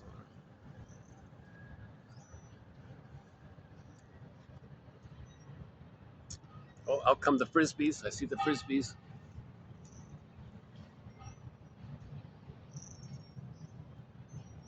So there's I don't know if you can see it, but there's a little tiny kid, maybe like I don't know, 4 years old or something, 5 years old, maybe six. He just throwing it to the parent. He almost got it into the water. Mother says, "Don't worry, I'll get it."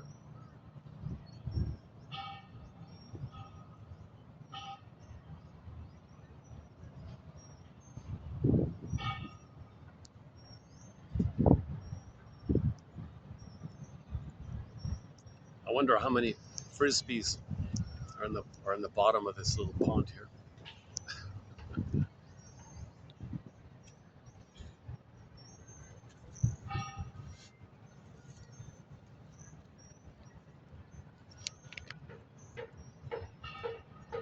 Okay, repetition machine reels off the behavior pattern.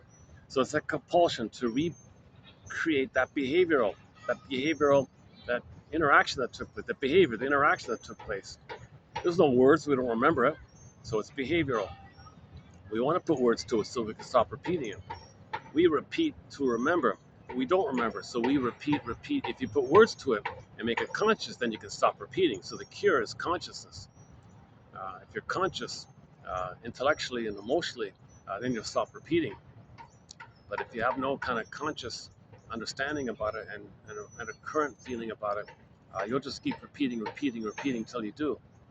So it's like a compulsion like that. The problem with this compulsion is that if the baby does cross over, he's got more work to unravel that and to stop shaming others um, and realize that he's shaming himself, i.e., his mother shamed him, and he's become the shaming mother. And now he's got to separate from the mother, leave the psychic house of the mother by understanding why she shamed the baby. Why did the mother not love the baby? Why did the mother do this? Well, she was impaired. She didn't have the beingness to love. Like the mother's got to say, "I love the baby," but there's no I there. There's no beingness, personhood, I, authentic I to love. The baby doesn't have that. The mother doesn't have that because she crossed over in the Faustian deal. If she's the mother, she's got no I, so she can't love the baby, i.e., she doesn't have the psychic structure, the internal working model, the beingness to love the baby. So that's why, and she's in pain. So the mother's repeating what happened to her. So the mother has the baby, she shames the baby, trying to remember that she had been shamed by her mother. Now this mother doesn't remember that she had been shamed by her mother. So when something happens and you don't remember, you repeat in an attempt to remember. So this mother is shaming her own baby in an attempt to remember that she had been shamed by her mother. So meanwhile, this baby being shamed by her mother, trying to remember that she had been shamed, is being shamed. He feels too much pain, and likewise, he crosses over. Intergenerational, the transmission of intergenerational trauma. Now, the problem with the crossover is that um, they're addicted now. There's now a physiological thing going on in the brain where they become addicted to the blissful oneness that they felt in the uterus. Okay, that blissful one. We don't remember it, but when you behave like the mother, shaming yourself, and you're older and you now experience it. So now you have this uncanny pleasure called Schadenfreude. The people you're shaming, that's you. In your unconscious, that's you. You're recreating the interaction of the oneness that you had with the mother. So you get that blissful feeling, the positive feeling. But to get that positive feeling, you got to shame someone. That's called Schadenfreude. You got this delight at other people's unhappiness. But other people are you. Like the Twilight Zone, he needed people to shame and hate so he doesn't do it himself. So he's that guy, that misogynist guy, he was addicted. He was actually addicted, right?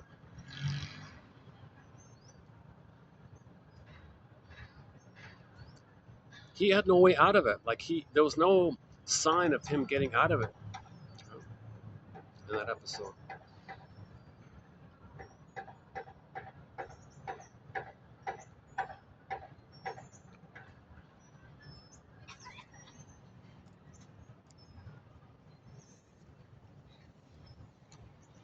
And just in general, Loretta, Professor Bruning says, if you do something and you get a good feeling, you're more likely to revert to that when you feel stressed, right?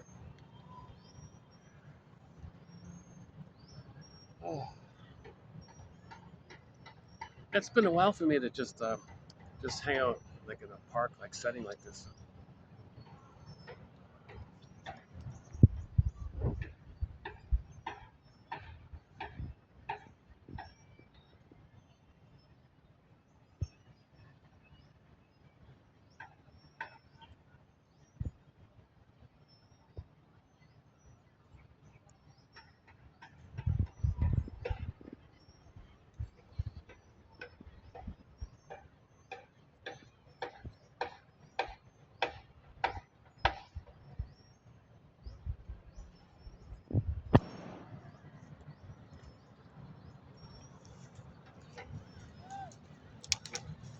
Okay, where are we here?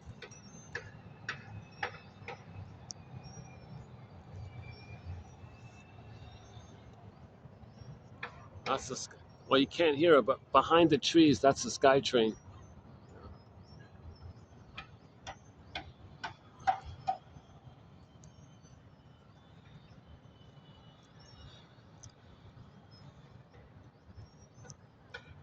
So the baby is coming from this compulsion to repeat, "Mother, where are you? Mother, where are you?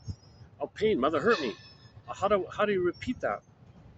Now, if this, so you repeat it by finding others, regard others as you wanting love, needing love, and you crossed over, and you're the shaming mother. So the compulsion is find someone who's you and shame them because mother shamed you, and you become the shaming mother. And you're stuck in this period of time where the baby still one with the mother. The baby didn't get enough love to feel safe to hatch out of that oneness called the psychological egg, the two being one. He didn't get enough love to feel safe to hatch out of that kind of place. He's still in there. It's a blissful feeling in that egg.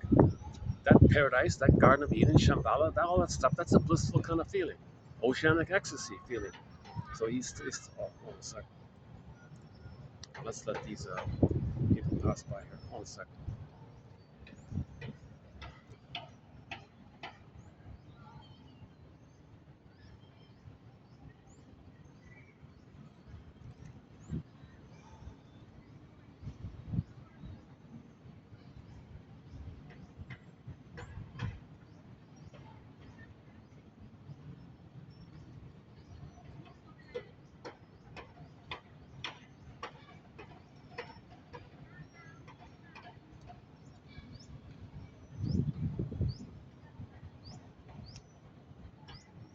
Well, while we're waiting, okay, while we're waiting, let's do it this way.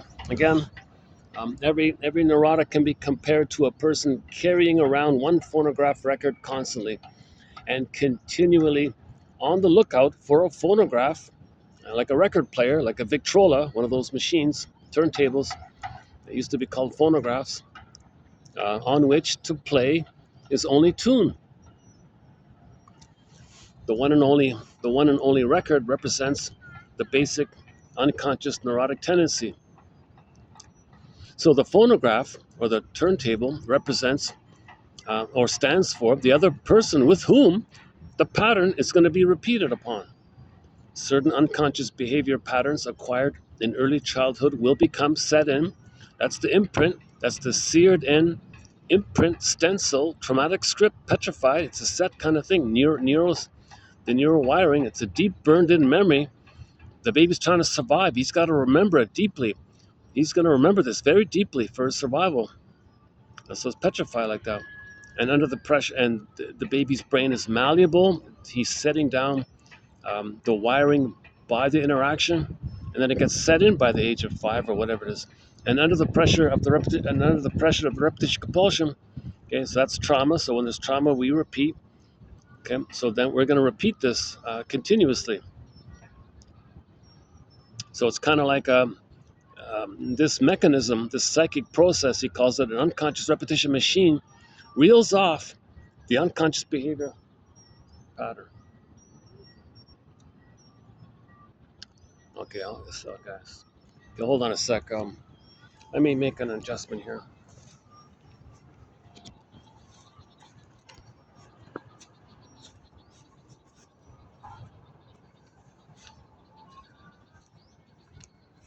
Okay, I'm gonna have to wait till there's something somewhat distracting right in front of me. Let's wait till it passes. Oh, here's the sun. Can you see me? Okay. Um. Oh. Okay, it's moving on. All right, good. Let's go back. Yeah, it is getting busier here.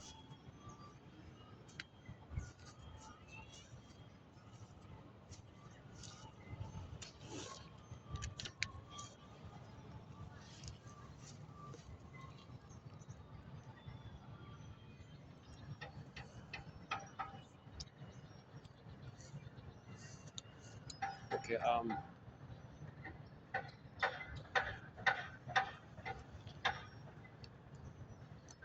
It's getting busier here. I wonder if I can find another spot. Hmm.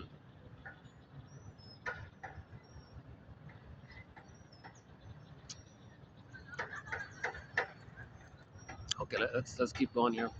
What time is it? What time is it, anyways? 3:54. 4 or 5. So we got a good hour and a half, right? Okay, repetition compulsion. So trauma prior to 18 months leads to one of the stinger personality patterns. Okay, the bully pattern, Iago pattern, the various narcissistic patterns, lower functioning BPD pattern, okay, and so on. Antisocial, that one. It seems to be the lower functioning BPD, the antisocial, and the bully pattern. I'm not sure what the difference are between those three, so we're still working on that. But the narcissistic patterns, you got a whole dozen of them. You got the familiar cookie cutter, like over dime a dozen one that we all know about. Okay, but you got the turtle version of that, the clinging vine version of that, the passive aggressive version of that. Okay, the voyeuristic version of that, and so on. So there's different versions of the narcissistic pattern, and of course the Don Juanism and the Pyrkins and the Don Quixotes and the play. That's all uh, uh, a branch of the exhibitionistic one.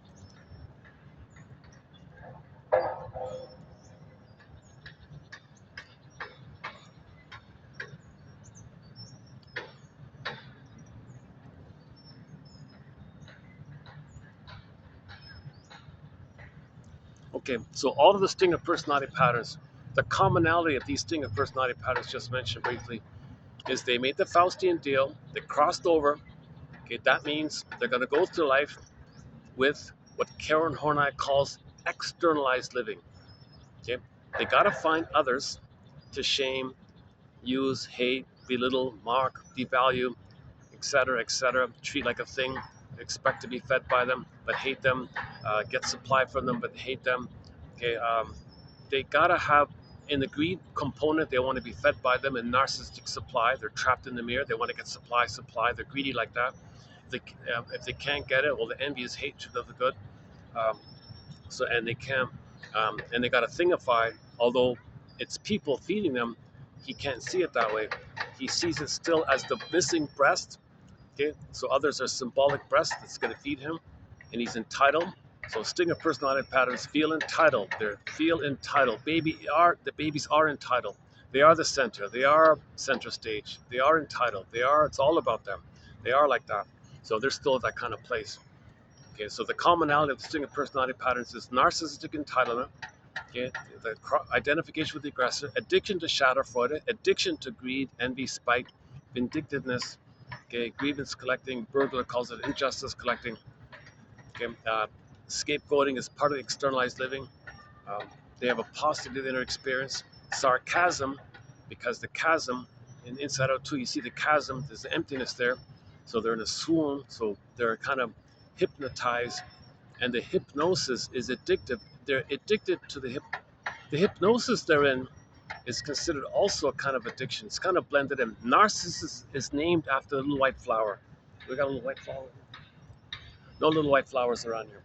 So um, that little white flower gives people uh, blissful illusions. They're kind of addicted to this blissful illusion. It's considered hypnotized as well.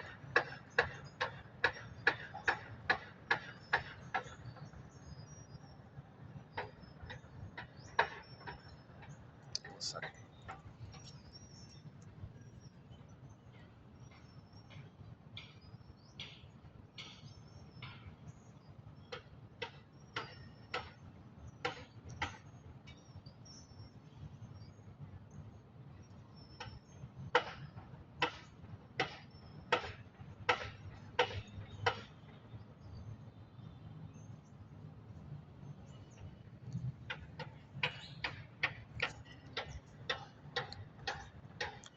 Pathological lying is a given. They cannot tell the truth. They cannot make I statements, mentioned earlier. They cannot free associate. They cannot tell the truth. Flimflammery, duplicity, all of their energy. Okay, so I would think there's an as if quality about their what they're saying. It's all as if. It's all illusionary. It's all dreamy. It's all flip floppy. It's all flimflammery because they're in survival mode. They're entitled. Remember the too much pain with the mother. So to protect their potential true self or undeveloped true self, um, they gotta throw out something else. They gotta say something else because when mother rejects that, well, who cares? It wasn't important anyways. So they gotta lie as a buffer that the mother's gonna attack the lie. So they live with this as if flimflammery, duplicitous personality called pathological lying, whatever you want to call it. It can be very subtle. It can be very there's an automatic intuition. Um, Gottstein says in the mind, what happens is that the two mentations uh, crisscross and fuse and create a magic mirror in the mind. It allows the person in their duplicity and lying, catch me if you can. Now you see me, now you don't. You think I'm there? You said it. You think I meant that? No, I meant that. You thought that? Ha ha, I meant that. So they're very good at hedging and flipping um, because it's a survival mode. They're coming from the place that the mother rejected them and they're surviving with the mother. They can't trust the mother anymore. They can never trust the mother, so they cannot tell the truth. So they go through life never being able to tell the truth because that's like trusting the mother, but there's way too much pain with the mother. Oh, that's nice.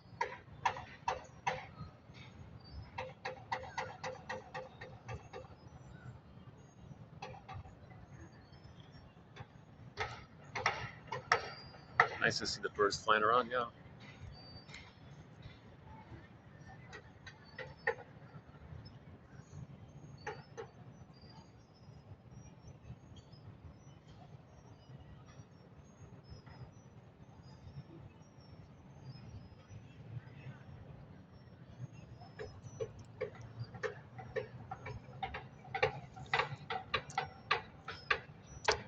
Here's a slogan. I'm gonna make up a slogan.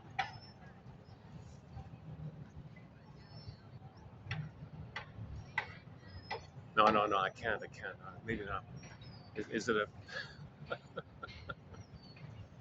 Um, there's a slogan here. Um, I have a better. I think I have a much better one.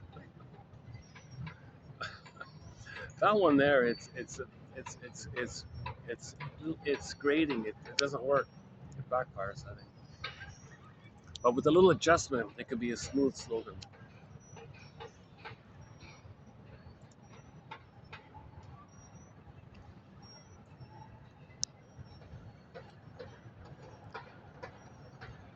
Okay, hang on. So where were we? So the sting of personality patterns. Okay, so they cannot tell the truth because to tell the truth would bring up all the immense pain of the mother hurting them. Mr. Toole, remember, mother used the baby. She shamed the baby because she was trying to remember that she had been shamed. She forgot that she had been shamed. So in her attempt to remember that she had been shamed, she shames her own baby. So the baby's in survival mode here. He can't tell the truth. So he's got to flim-flammery and do lying. And then if he's lying all the time and someone calls him out on the lie, well, it doesn't matter. Uh, so what? Um, and then he with the magic mirror in the mind, okay, the now you see me, now you don't, magic mirror in the mind, um, things can flip around quickly, quicksilver like that. Plus, that part of the brain doesn't know time, so he doesn't care about contradictions. Hence, there's no genuine cohesion. They'll say something, okay, another thing, okay, but it doesn't affect each other because when he lied in one moment, it was to survive in that moment. 5 minutes later, he lied in another moment, he survived in that moment. He doesn't care if there's a contradiction. All he cares about is his timeless survival. So he's always lying like that. So somebody was saying, what's his name again? Sherwood. Coming up, I just found a book this morning by Sherwood and somebody.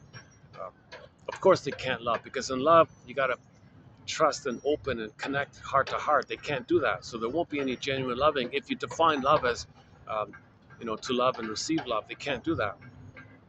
You need a beingness to be able to trust and love. They don't have the beingness. They're just in battle, fighting with the breast mother who's rejecting him, shaming him, using him. Sometimes the mother brainwashes the baby to take care of her. Some others say to the baby, baby, my mother didn't feed me. You take care of me. My mother didn't take care of me. You do that for me. Mother's rights. I made you to find me. I made you so you could take care of me. My mother took care of me. You're going to take care of me. I'm going to brainwash. What a violation of the baby's personal status. She just thinks she's so entitled to use the baby to do it like this. And later he grows up and plays the song, Emancipate Yourself. I want to emancipate myself from mental slavery. Bob Marley.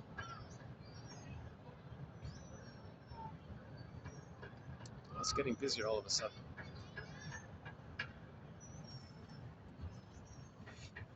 I got to come here earlier if I'm gonna do this outdoors here.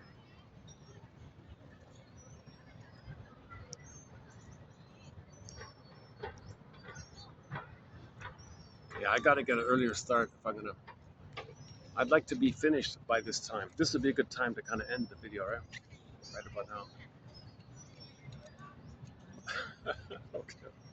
Okay.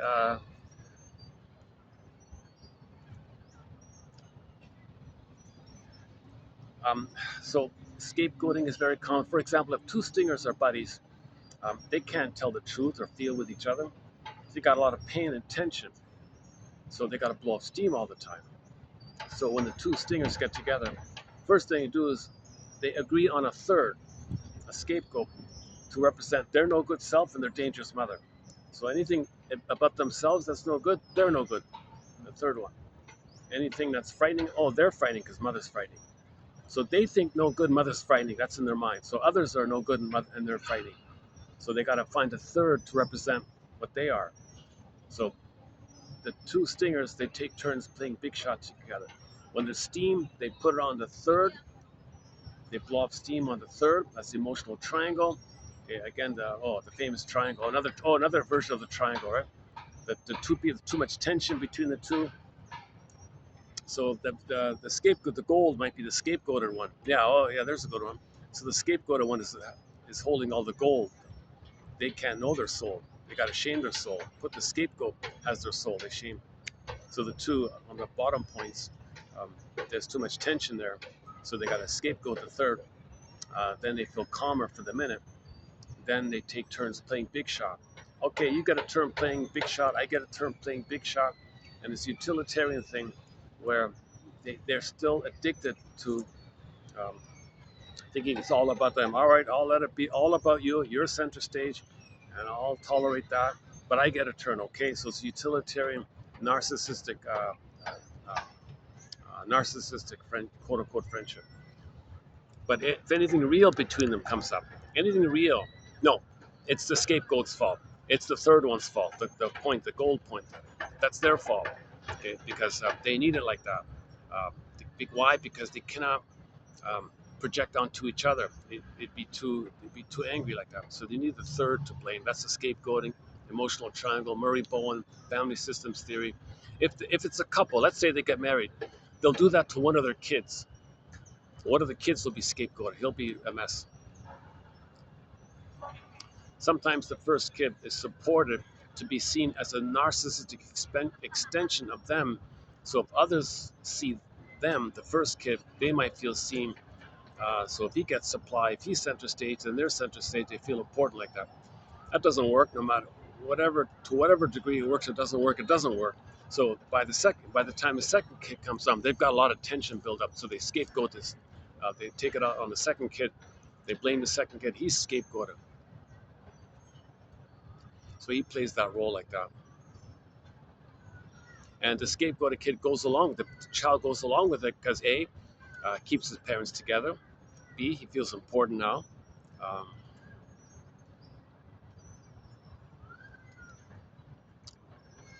but he's assigned the role to be naughty, to give the parents the excuse, so they can say to themselves, our kid's naughty, he's dangerous. We don't want to spoil him, spare the rod. So now they want to punish the scapegoated kid as a cloak and a camouflage to blow off steam underneath. So they create what's called rationalization, justification, flimflammery, duplicity, some excuse, some lie they tell themselves to hide and camouflage and cloak the real issue underneath. They want to blow off steam on the second kid. So they set it up like that.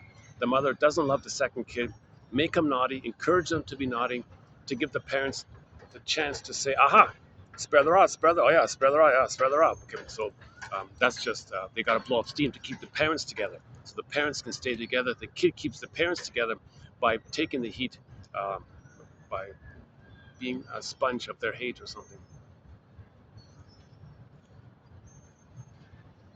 And he's always going to be playing stuck in that role. He can grow up. He can grow up in a self-defeating mode like that.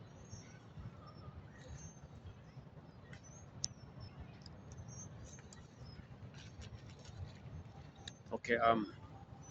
If the so we're talking about the record, right? Every neurotic is a music enthusiast, but he only has one record. He carries it with him everywhere he goes.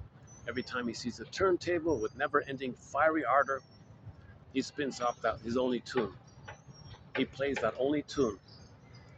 He only has one record. He can't love a lot of songs. We're all meant to love a lot of songs. Enjoy the present, be spontaneous and creative and pleasant. Enjoy the present, feel the present, have memories of the present. But they're not enjoying the present.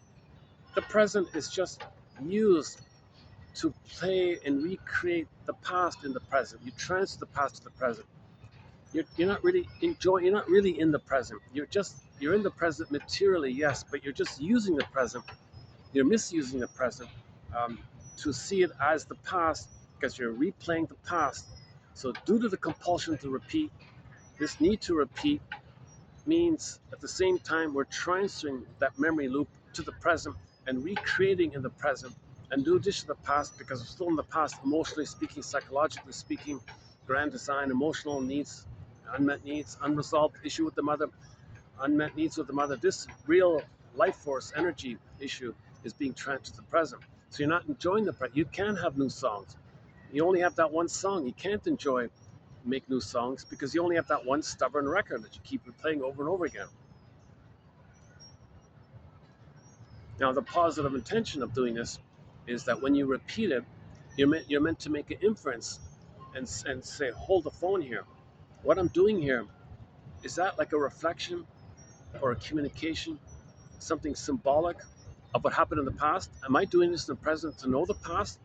If I know the past, know and feel the past now know what I couldn't have known back then, now feel what I couldn't have felt back then. If I can now know cognitively and emotionally now, then I can stop repeating.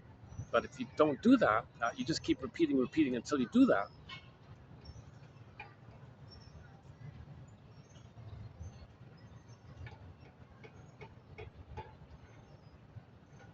It's still okay.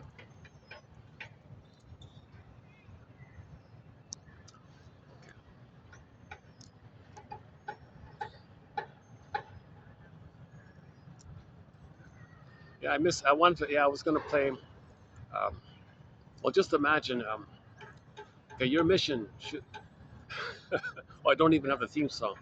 Your mission, should you choose to accept it, is to play a Glenn Fry's song, Soul Searching. And look up the lyrics, Soul Searching. Simple little song. He said, I heard an interview with him. He said he wrote it for himself to remind himself to get his act together and not worry about appearances all the time, to focus on his character like that. Soul Searching. Some people just focus on the image and they forget about the character. So he said he wanted to work on his character. I don't know him that well, but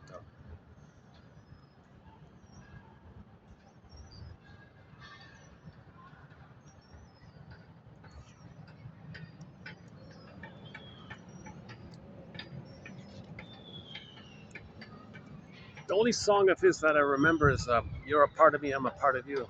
That one, part of me, or something. Those other songs are kind of forced on people, right? Most of those other songs, they force you to want to like it. It's like, I don't like that song, but you hear it all the time. You know, oh, Jesus Christ.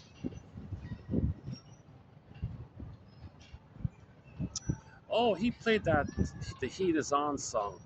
Is that the Eddie Murphy? Oh my God! I just saw the Eddie Murphy, and a movie by Eddie Murphy. I didn't know this, but oh, I forgot about this. I didn't know this, but the film Trading Places in the '80s or something. They did like a sequel basically called The Distinguished Gentleman. So in Trading Places, he was like a poor con man or something, and he got to the top. Same kind of thing in Distinguished Gentleman. He was a low life con man or something, but he got to the top as well, and all the antics involved about it.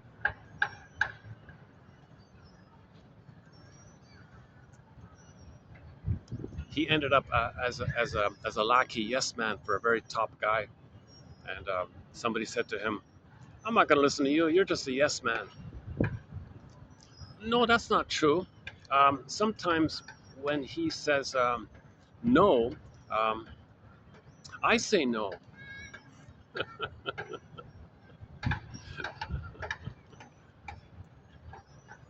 Looks like I'm going to be in somebody's camera here.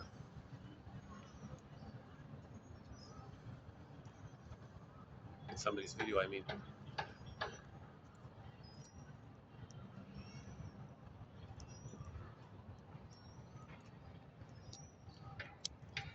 Okay, what's next here? One sec.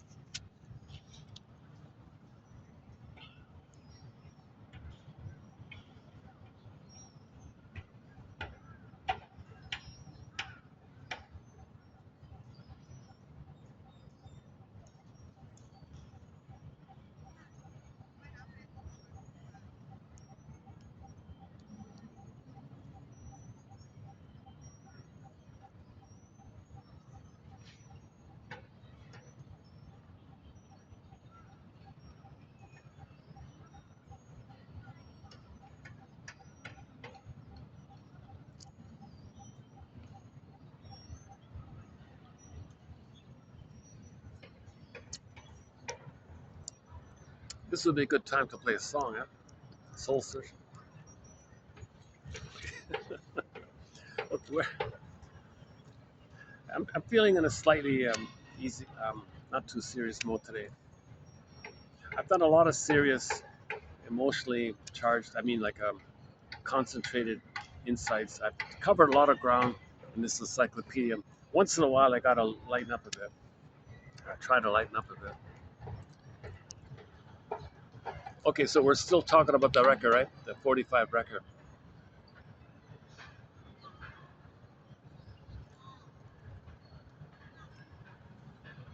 Um, okay, now sometimes when people put the record on the turntable, replay um, the past and the present is a new dish of the past, hoping to change the past, undo the past, get the love that was needed back in the past.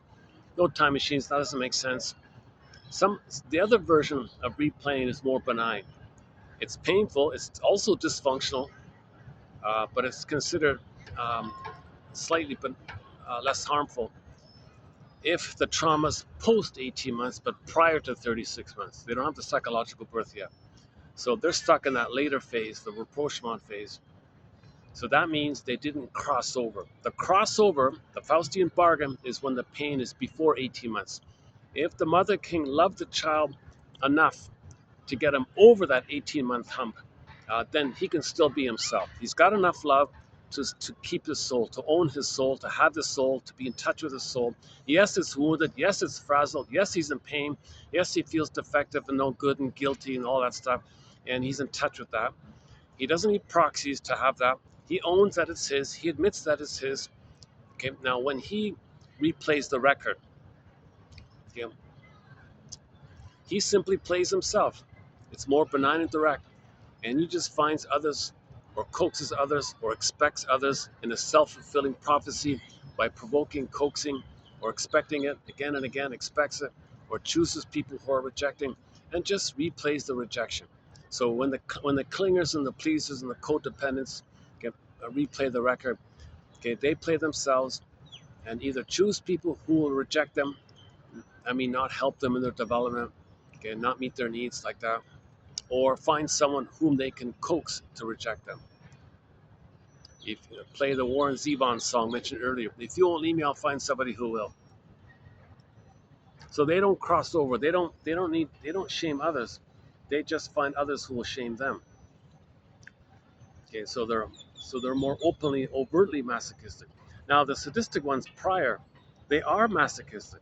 They just find proxies to play their own masochism, and they become the sadistic one. The masochistic ones, they just play their own baseline masochistic state. So they're kind of on track. They didn't cross over, but they're stuck in a directly painful feeling. They don't have that. They don't have that perverse deal they made with the Faustian bargain. They don't want to be the mother. They want to break free from the mother. The stingers say, "Forget that. I'll just be the mother. I'll have a huge mother complex. I'll be married to mom. I'll just be mother. I won't be myself. I'll just be mother. Others can play. Others can stand in for me. I'll shame them with whoever they shame me." So they're doing the more perverse, disturbed, sick, pathological, twisted thing like that, and they're addicted to it. And they create excuses and justifications for us, cloaks, and the pain creates these cloaks, and the cloaks make them unaware that the pain creates these cloaks. So they're in a little bubble like that, and there's definitely an as-if quality to that personality.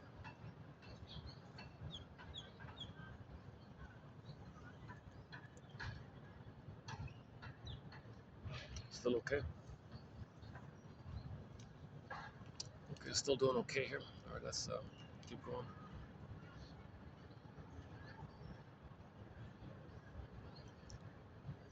If I have to leave this spot, maybe I can.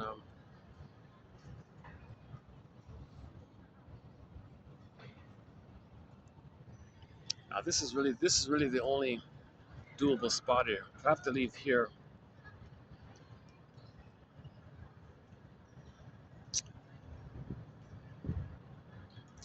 well, since this new phone blots out background noises. Oh no, no, I got it. If I have to leave here, there is a strip of grass beside the mall there. That's not used too much. Yeah, okay. Forgot about that.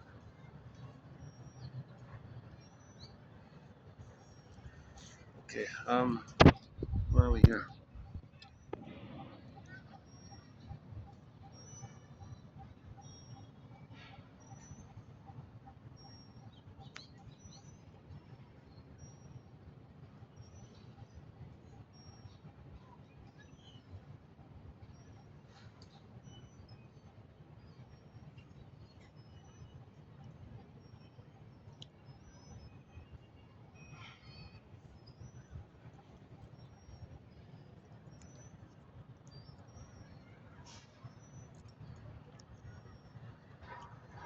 Okay, so in the new situation, the clingers play themselves. They think they're no good and guilty, their fault. They got to save others. So they'll choose someone who's rejecting, try to save them, thinking they're trying to save the mother. So they're still on that original path where the baby wants to save the mother, cure the mother, fix the mother, heal the mother, cure the mother. They're still in that mode. So they'll find someone to try to save, thinking they're saving the mother to resume development. Doesn't make sense because nobody in the present is the mother in the past, but they think that if they save the person in the present who is a quote copy of the mother in the past, that if they save them in the present, they're saving the mother in the past, and then they'll get the love that was needed back in the past. Doesn't make sense. The person in the present is not the mother in the past, so you couldn't save your mother in the past, and they're a copy of your mother. How are you going to save them? Doesn't make sense. So they're kind of always self-defeating, and still have the hope that one day they'll save somebody like their mother. That means saving their mother. It's not going to work. They do it again and again until they realize, gee, why do I always choose people who are negative towards me? Uh, is that for me to know my mother wasn't around during the rapprochement phase of my development? Does that mean when I was 2 years old, I showed my mother a painting? Look, mother, look, dad, look at the painting I drew. And they said, oh, leave us alone, we're busy. Was I rebuffed during that time? So I find people who rebuff me in my developmental needs. Is that what's going on here? Now, if the clinger uh, marries a stinger, oh my God, the stinger's thrilled to have a proxy stand in for their soul, whom they're going to shame and hate.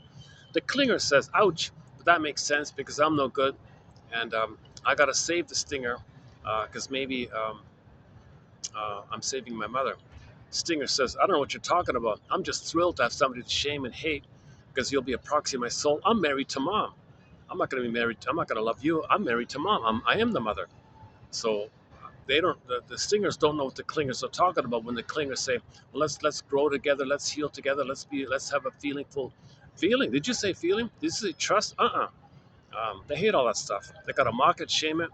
Now they'll say what they got to say. They'll master liars. They'll say what they need to say to keep the supply going. And the stingers do what's called sweet lemons. No, they're not sour. They're sweet. They twist it to fit their template. I'm not okay. You're okay. So all babies begin with I'm not okay. You're okay. They weren't born with that. They just concluded that when they were hurt with the mother, and they need to see the mother's okay for their survival. So mother must be seen as okay, but for the pain they felt, they thought they were being punished. They're defective and no good. Plus, they couldn't save their mother, so they concluded they're not okay. So all babies begin with this quote unquote moral defense. I'm not okay. You're okay. Now the stingers deal with this pain. They say, my not okayness, you can have it. All proxies will be me. I'll take refuge in the time in the uterus when I was in a blissful oneness with the mother, and I'll be the mother. And from that union, from that too, I'll say I'm okay. I'm the omnipotent mother. I'm the little God inside. I'm the one I'm the infantile megalomaniacal self in the baby, and I've identified with the mother who's the omnipotent one. So I'm really okay. And my human side of being human, the humanness of me, that's not okay. You can have it. You're not okay. So stingers say, I'm okay. You're not okay. Once again, when stingers say you're not okay, they mean their own soul projected out. They don't want to know that it's within. So the sadism is a cloak over the masochism. They have the masochism underneath, but they just can't feel it. So they're addicted to the perversion of being the aggressor. So they're married to mom like that. They're never themselves. They don't love. They don't love or see people as people. They probably, of course, that. Oh yeah, that film, that Twilight Zone episode. Um, that's definitely in the stinger mode. That misogynist guy, he's definitely in the stinger mode. Clingers. Um, they're, the clingers might be like that foolish kid who's spilling the coffee all the time. Very apologetic. I'm so sorry. Kind of, he bought gift for the people. I'm so sorry. Here's a gift for you. I'm gonna make it up to you. Like they're very apologetic, and um, so they're a little childlike like that. So the clumsy coffee boy or whatever, he might be sort of in the caretaker mode, and the misogynist guy, he's definitely in the stinger mode. Hates everybody, right? He thought his mother hated him. He never forgave his mother. He never understood his mother. He just accepted that conclusion.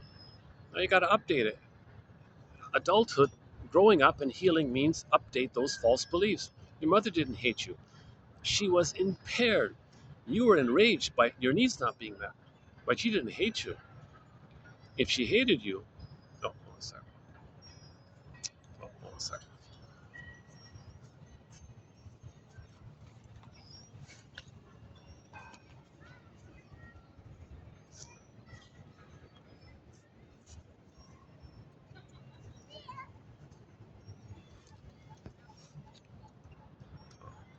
I tried to let the kid pass. He turned around, did a U-turn.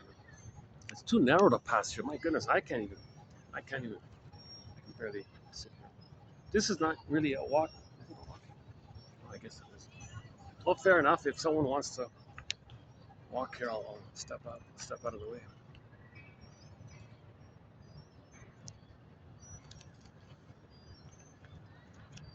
But yeah, so we were talking about the Twilight Zone episode entitled um, "The Mind and the Matter," about the Stinger personality.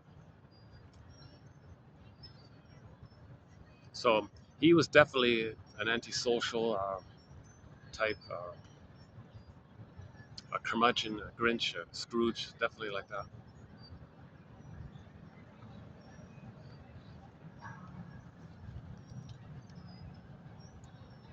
Okay, so so the clingers, they stay on they stay on that track. I'm not okay, you're okay.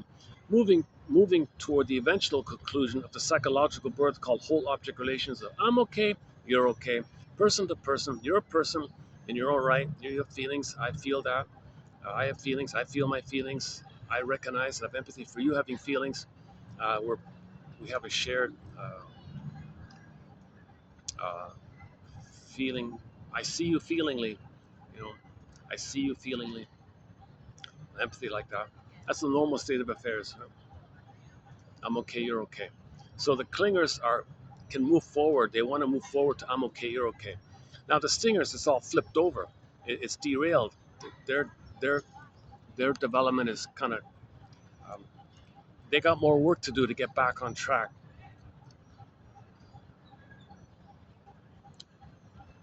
Maybe it can be implied that in that Twilight Zone episode, maybe if there were like a part two, he'd start to move towards facing uh, that he's wounded and like that.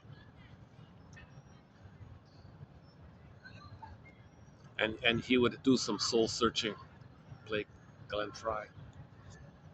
So that guy needs to do soul searching for sure. Yeah. Oh my God. Oh, it's getting busier. I guess the kids. I guess the schools let out. Got a couple of hundred. I wonder if I should.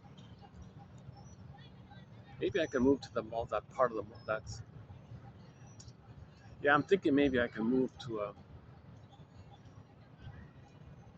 the side. Oh no! Wait a minute. Wait a minute. Yeah, yeah, yeah. I could do that.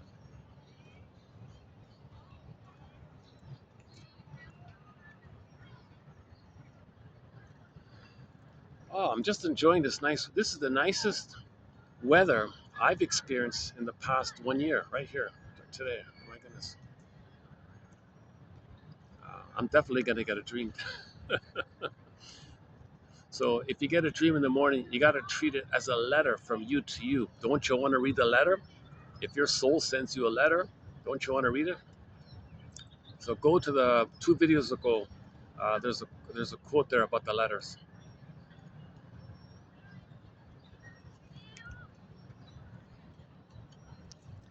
Now, two clingers get together. Since they're on the developmental path, they can grow together. They can make I statements. They can free associate. If they're conscious, that the key is they're conscious of it. They know their situation and they can make I statements and they can grow and heal together. So if they get married, marriage can be a psychological developmental healing path. They can grow together and heal together. That's really wonderful if they're conscious. If they're not conscious, they're just going to compete with each other. You be the good parent that I needed. No, you be the good parent that I needed.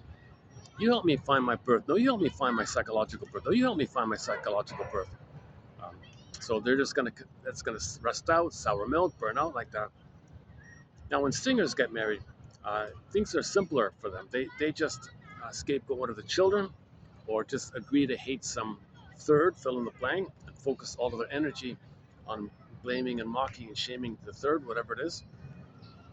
Um, there's a kind of a seething kind of covert agreement between the stingers. There's a hostile, kind of a quiet hostility between the two. Everyone's on eggshells around them, um, but they have a utilitarian kind of marriage like that. But they get along as long as there's somebody to hate, shame, blame, or or um, or they do both. The first child they support as supply, second child they scapegoat.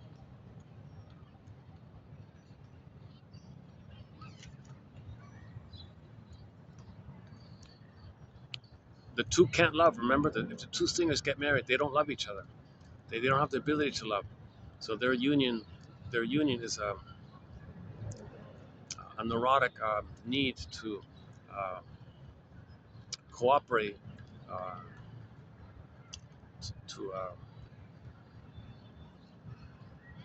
they don't feel alone, right? They have somebody to play big shot with. You play big shot, I play big shot. Okay, okay, but that's it. Anything else, it's got to be third. If it's about um,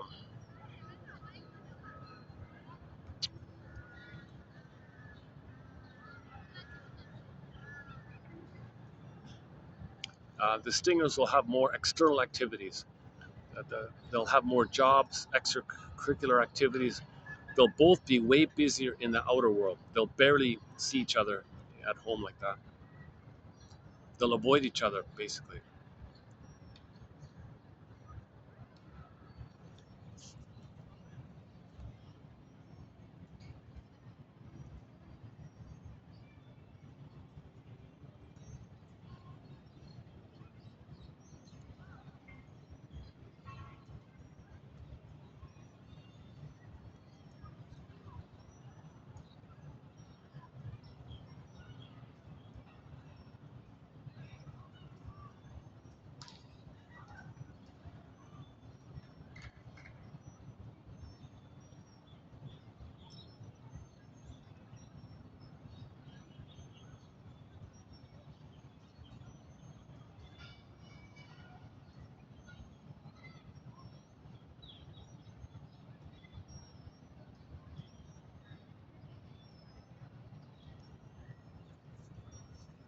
So, on average, they say it takes the clinger 6 to 7 years, on average, to realize that the stinger partner uh, thingifies them, uses them, shames them, and hates them even. They don't know that. They just think, oh well, that makes sense because I'm no good. That makes sense, and they're the good one. Stingers are thrilled with this. Yes, I'm the omnipotent one. You're my no good self. Um, and they say, well, I'm okay. Well, I'm no good, and you're good. Yes, I'm good. You're no good. So it's a disturbed kind of thing. So the clingers are suffering like this. They put up with this. Meanwhile, the stinger's addicted to it. They're thrilled. They're cackling. They got a lot of glee like this. To somebody, it's perverse. It's perverse pleasure. It's sick pleasure. But they're high. Like they're addicted, whatever. So they love having this arrangement. And the clingers suffer with the hope that they'll save them. The stingers don't have a clue what you're talking about. They never reach that developmental place. It's a whole nother language for them. It's like another language. It's like Swahili. They don't know what you're talking about. They're just too busy being addicted to playing infantile God and shaming their own soul, who the clinger is playing for them. So the clingers suffering like this, and 6 to 7 years, they finally wake up and say, "Oh my God, I can't believe it. This whole time I've been nice to them, helping them, feeding them, giving them the supply, narcissistic supply. They've been hating me and shaming me and dumping on me. Oh my God, I give the goodness, they give me their hate. Oh my God, what's going on here?" Well, the stingers, okay, that cycling is a continuation of the prototype of where they didn't graduate out of. In the uterus, the baby got the food and the goodness down the center vein, and the baby sent up all the waste elimination up the other two veins to the placenta. So mother sent the good, baby sent the waste, right? In the feeding time, same kind of thing. Baby gets all the nursing and the food and the goodness. Any anger or distress or unwanted sends to mother. Mother recognizes it. Mother understands it. Mother mentalizes it, considers it, processes it. Um, so-called mentalization or so-called she does some kind of processing where she understands, gets it, metabolizes. Oh, okay, and then responds with love. So mother sends the love, baby sends the waste, anger, waste. So this is kind of cycle still going on. So the stinger gets fed like that, but dumps the waste like that. So for 6 to 7 years, the clinger is getting wasted upon, dumped upon, and finally they feel sick. When they leave, finally, um, play April Wine's song, "Won't walk down that road no more." No way. They gave their soul away all the time. They're not going to do that again. They had no idea that that's what was taking place. They had no idea that they're just married to mom, that they are the mom. There's no way they're going to love them. Um, they were so nice to them, but they felt entitled. They felt entitled. The stinger says to the clinger, "You should be thanking me for giving, because I'm giving you the opportunity to feed me. You see, I'm a little king and a god, and you're taking care of a god. Aren't you? Don't you feel important like this?" That's the kind of entitled arrogance, egocentric, center stage arrogance the stingers have. They cannot see the clinger as human feeding them. They don't have the psychic structure for person to person, psychological person to person. I'm okay. They don't have that thou I stuff. They're just infantile God, and you're the missing breast, and they feel entitled to control the breast. And the breast misbehaves. They get angry because the breast is part of them misbehaving. So they can be very angry like that. Enter the episode with the Doberman pincher. The guy was doing that. He wanted the wife to read his mind, meet his needs, and he didn't even know what his needs were. He was trying to force that situation where the wife was supposed to read his mind and meet his needs, even though he doesn't even know what his needs are. That's the babyhood place. The babyhood place has needs. He doesn't know what his needs are, but mother knows and feeds it. He was doing that. So this poor woman had a hard time breaking free from this. Enter the Doberman pincher. The dog had to get involved.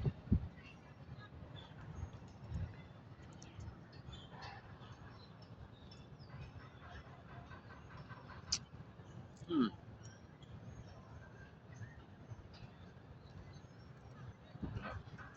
These are very well mannered, very well mannered high school kids and all that. There isn't a culture of, I don't really see like the kids picking on other kids or fighting. You don't see that kind of thing. They just sit in circles and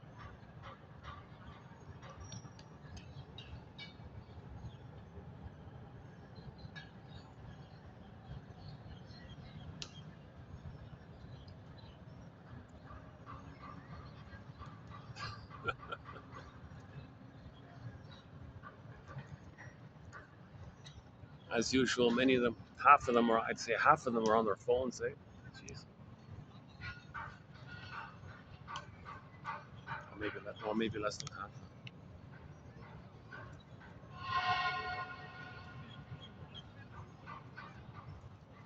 Okay, how are we doing here?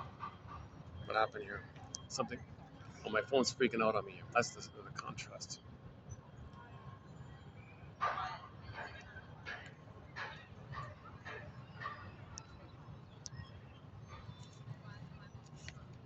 Where are we here? So we were talking about the stingers and the clingers, right? Yeah. So the clinger will finally leave. Um, Geez, they feel awful, of course. They want to go to a waterfall, stand under the waterfalls,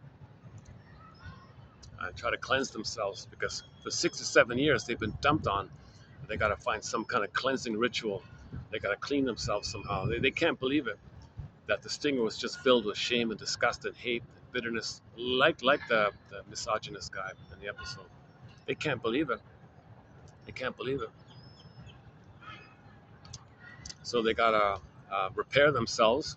They might go and engage into a retreat into the woods. Um, they want to find some nature, get into the woods for a while, and just let nature heal them a little bit. Try to understand. Oh, somebody's blowing bubbles.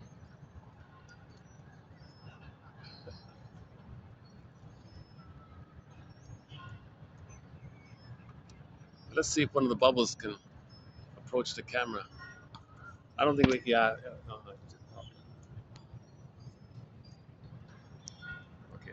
I'll see if I can get some of these bubbles in the camera.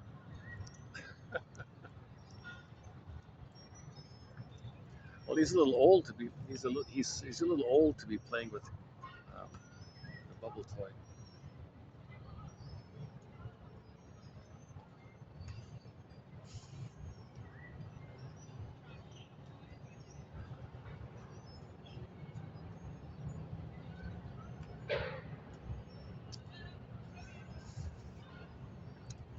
You know, I better watch my.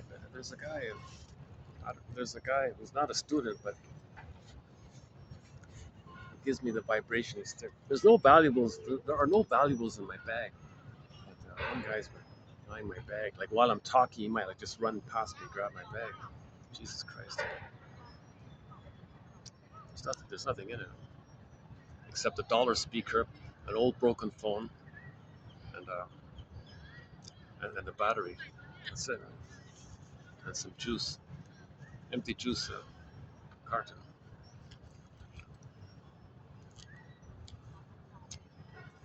Okay. Yeah, this guy's a little annoying here. Hmm. Still there? Jesus. All right. Yeah, there's some kind of a oddball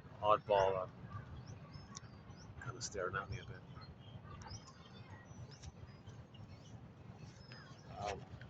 Lonely, obviously lonely.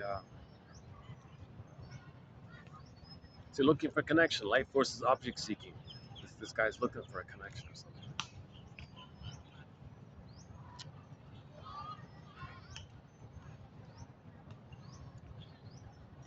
Yeah, most people are in groups or in pairs. Not too many like singles, right? Just me and this other oddball. Oh my God. Still, oh, Jesus Christ. I keep staring at me. Okay, I gotta move here. That's 3 times in a row. Let's let me. I'm gonna move over to near the mall there. Um, just give me a minute to figure this out. Hold on a second.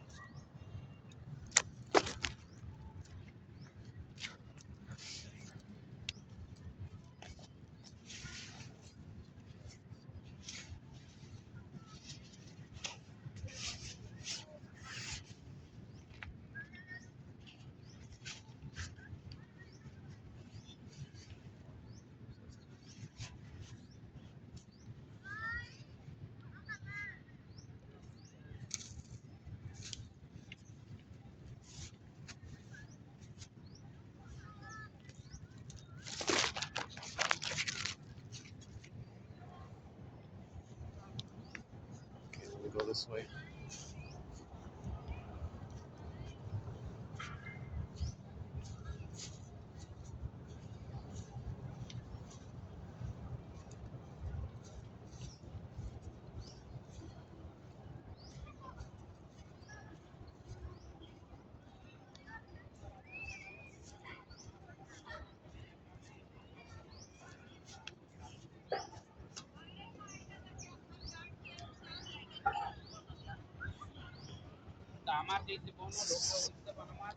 Oh, there's a stray cat. Say hello.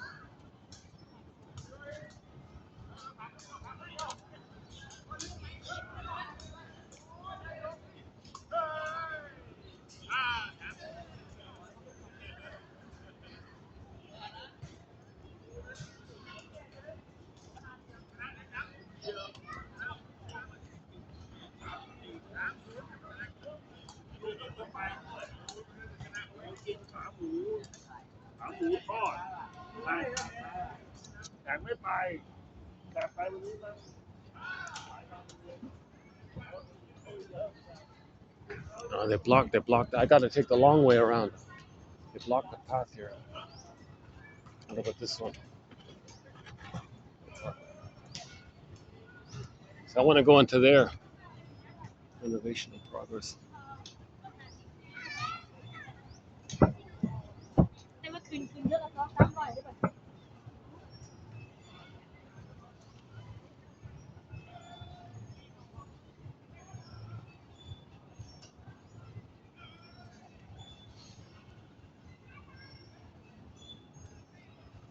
You want to say hello? Hello? Are we getting him in? Okay.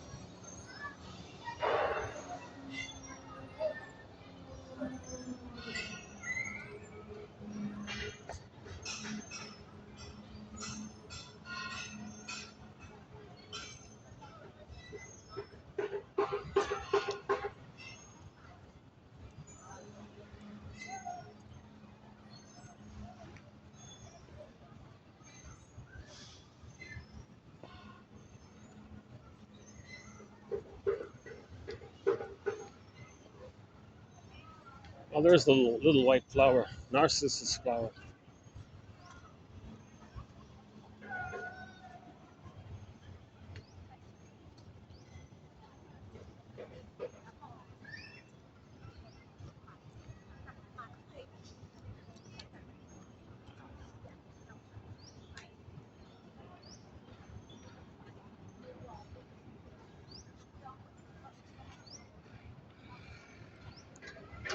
Okay, what about over here in the corner? Oh, there's people. Okay, let's go. Let's go here. This spot here.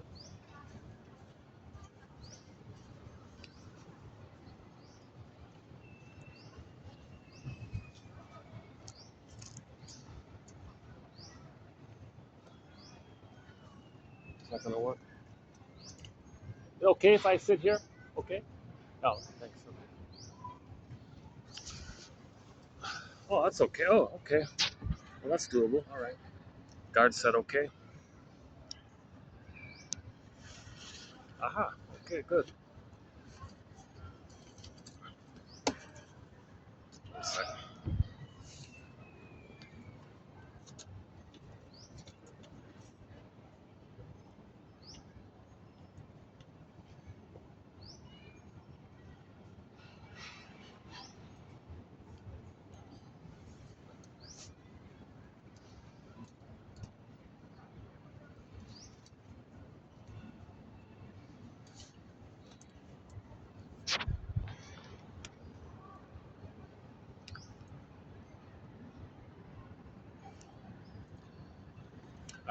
Is this gonna work? Let's hold up my chair. I got this folding chair. Oh Jesus. Hang on a second.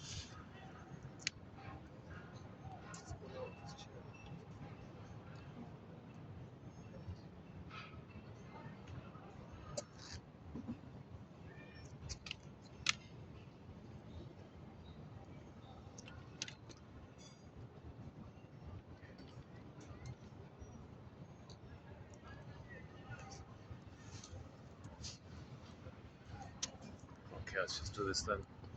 All right. So where are we? We're talking about the clingers, right? The clingers, the pleasers, the caretakers, the histrionics a little bit, the higher functioning BPDs maybe.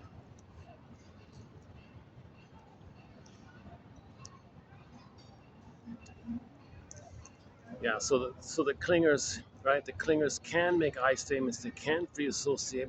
Love and gratitude have partially sort of entered into the psychological picture, but with the stingers, the stingers is not really there.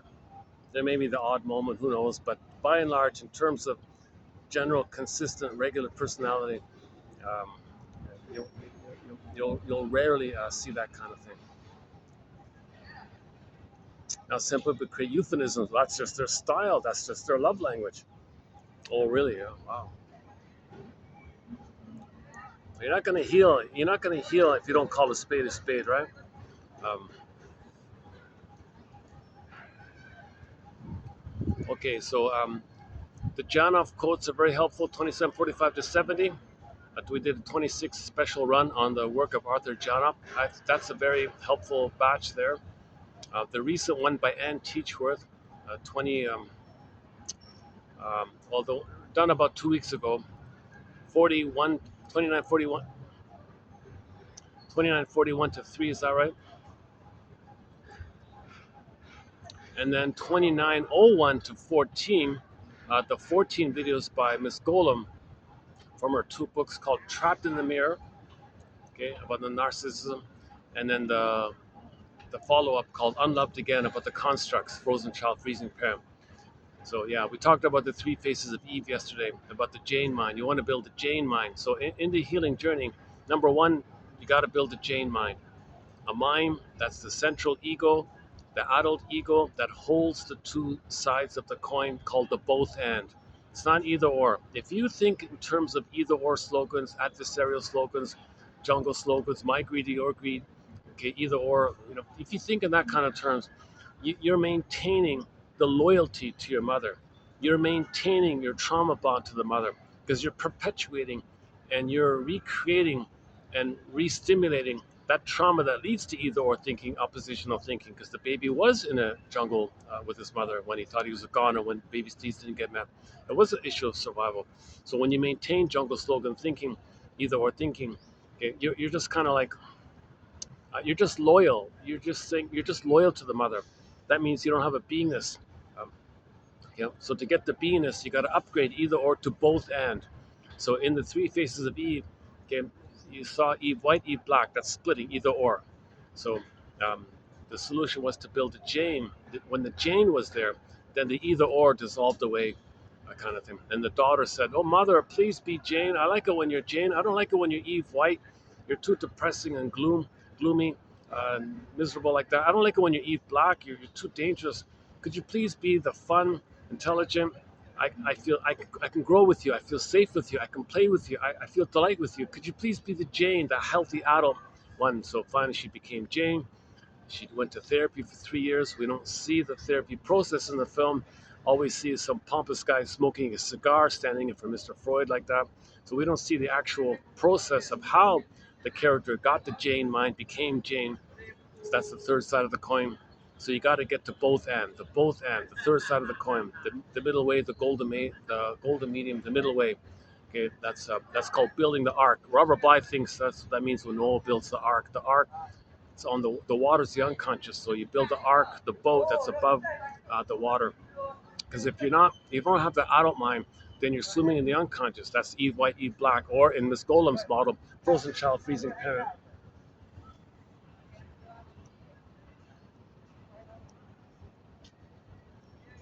Oh, I didn't know. Oh,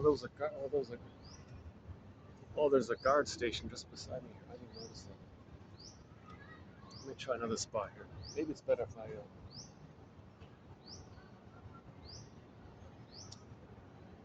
This guy's over there. Hey, maybe.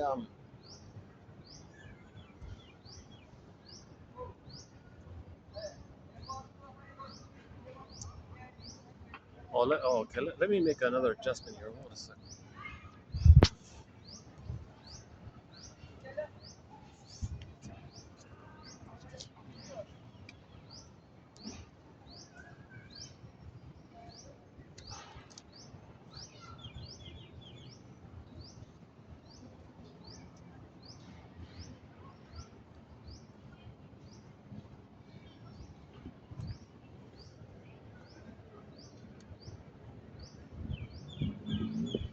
Aha. What about here on this side? Aha.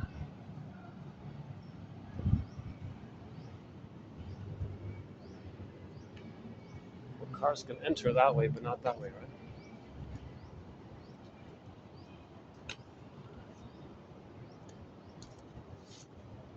Oh, hey, hold on.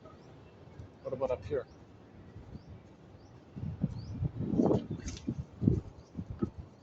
All right, now we're cooking. Hold on. That's they kick me out, huh? They got a thing going on in here, eh? Buy some fancy soap.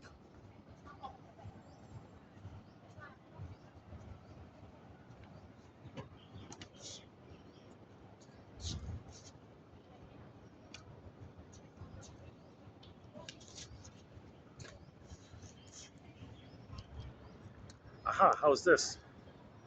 How's my chair here? What happened to my chair? I barely used this thing. Oh boy. Is it okay? Okay? Yeah? Oh, okay. Thanks. Okay, so where are we?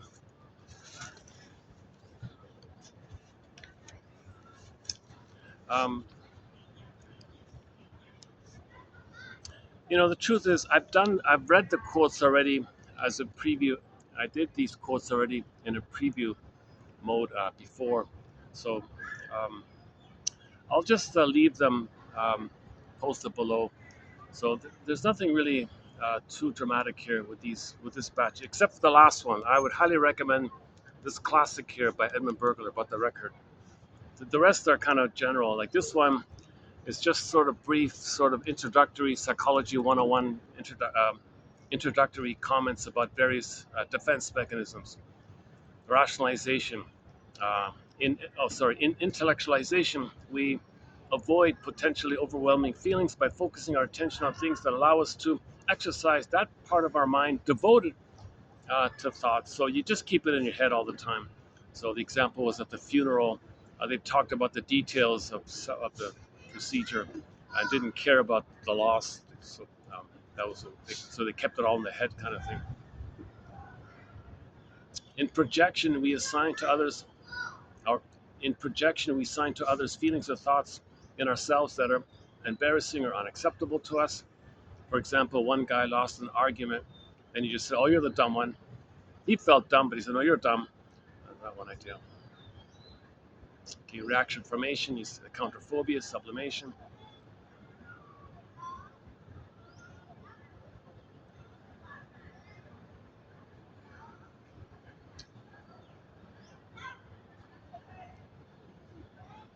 Trapped in a repetition compulsion, he repeatedly replays the same personal scenario because he has failed to come to terms through therapy with the core conflict in his personality. Repetition compulsion. So what's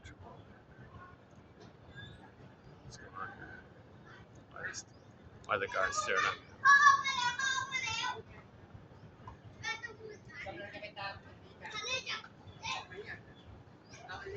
Oh, maybe I shouldn't be sitting here.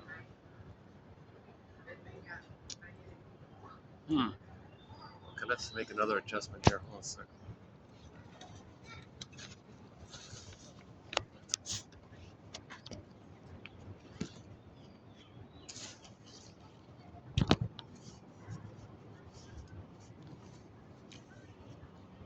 Okay, let's try this.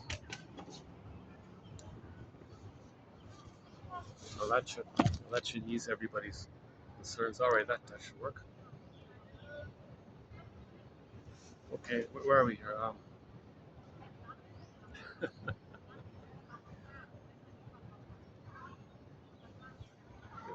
Simple shirt here.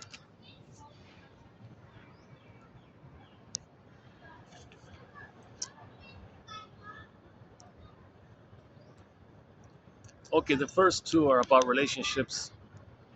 One is manic behavior as a defense against mourning. So there are so many ways to avoid um, to deal with the pain around our inability or incapacity to mourn losses. So you need a beingness, okay, to feel I feel sad. There's got to be I there. So if there's a loss, you're supposed to feel sad. but there's no either to feel that sadness. So what do you do now? That's complicated grief, aggravated grief, the derailment of the grief process, pathological nostalgia, melancholia. And from the pain of all that, from the pain of not being able to feel sad, it's a relief to feel your real feelings. But if you can't feel your real feelings, there's a pain.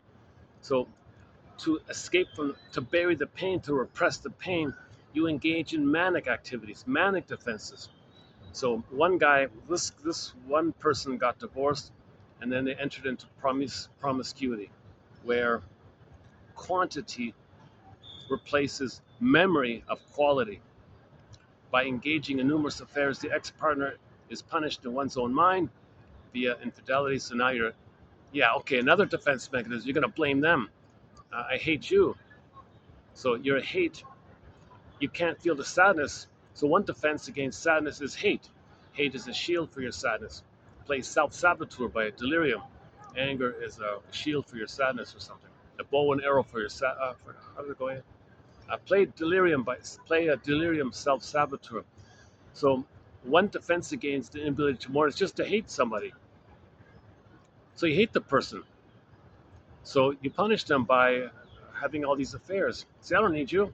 Um, and then, however, given continued investment in the ex-partner, at this point, no current person can be trusted, and grief returns as soon as one is alone. Of course, it doesn't work. As always, letting go offers the best release from the anguish of rejection and love, but this outcome may be long deferred in cases of multi-partner compensation.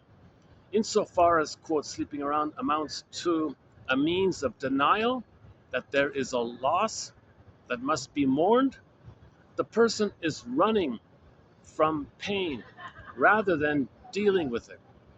A response to rejection that says, quote, I don't miss you, there are plenty of other fish in the sea, means that working through the trauma of such loss is being denied. The ex-partner is missed. You do miss the person. And the sadness of this reality requires recognition. It's this verdict of reality that makes the work of mourning so difficult. So a reality here. Robert Bly said to the men, that was a loss. And some of them were weeping. Just say those words. That was a loss. Oh my God, that was a loss. I didn't know that was a loss. You got to admit that was a loss.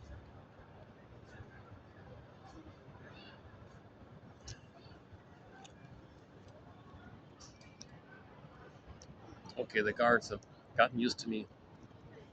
So this seems to be an acceptable spot for the guards. All right. Yeah, because I'm at the dead end. I'm not filming people walking out of the store there.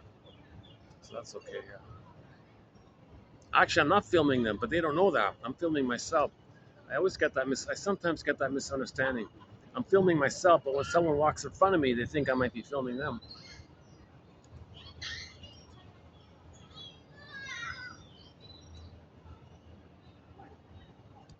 Let's see what time is it. Yeah, this hasn't been one of my more smoothly delivered videos. I'm giving myself a little liberty here to just I don't know. What is it? 506.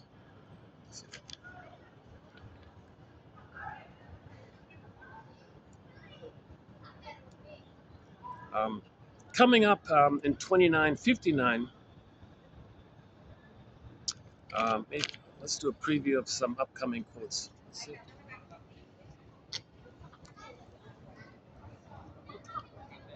Transference involves using an old map to try to get around on new terrain, and simply put, it doesn't work.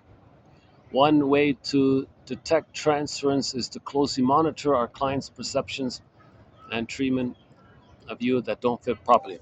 So, due to the compulsion to repeat, due to this record, this compulsion to repeat is is is what causes the transference. Seeing that into the present, called transference. So it's like an old map, using that old map for the present, but the present isn't the past, so it's ineffective like that.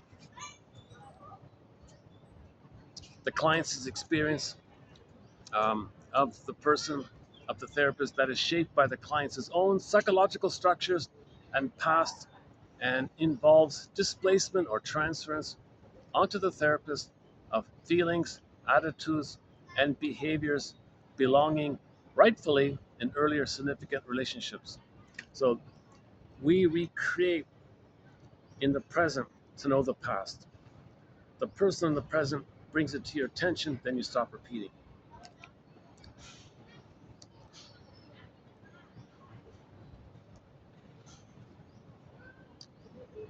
Um, oh, yeah, by the way, this idea about the unconscious has been around a long time, not just from um, European doctors or Russian feminists. Okay, that's Miss O, right? Anna O or something, Bertha or something. What about the Sonoy Indians? The indigenous people called the Sonoy, the Sonoy indigenous people. They talked about the unconscious in their language. It's a long, long time ago. So it's been around a long time. So we didn't find it; it found us. That's one of his points. So we say, yeah, we discovered the unconscious. No, it was there all the time. It found you.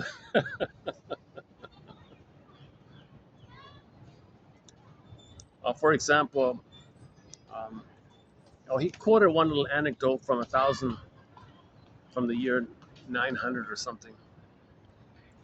So 1200 years ago, some doctor or philosopher from long ago,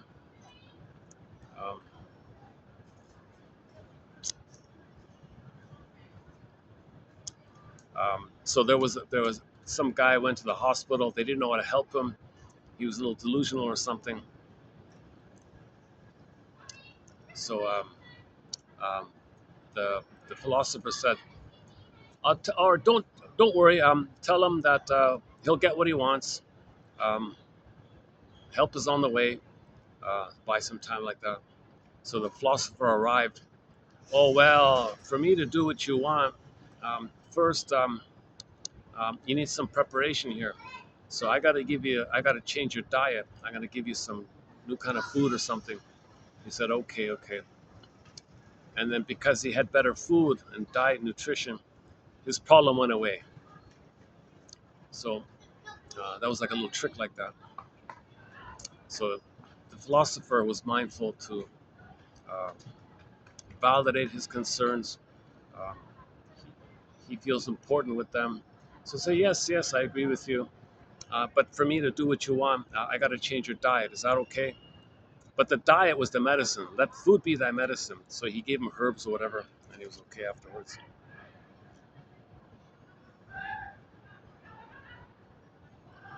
And his delusion was, and then he was cured.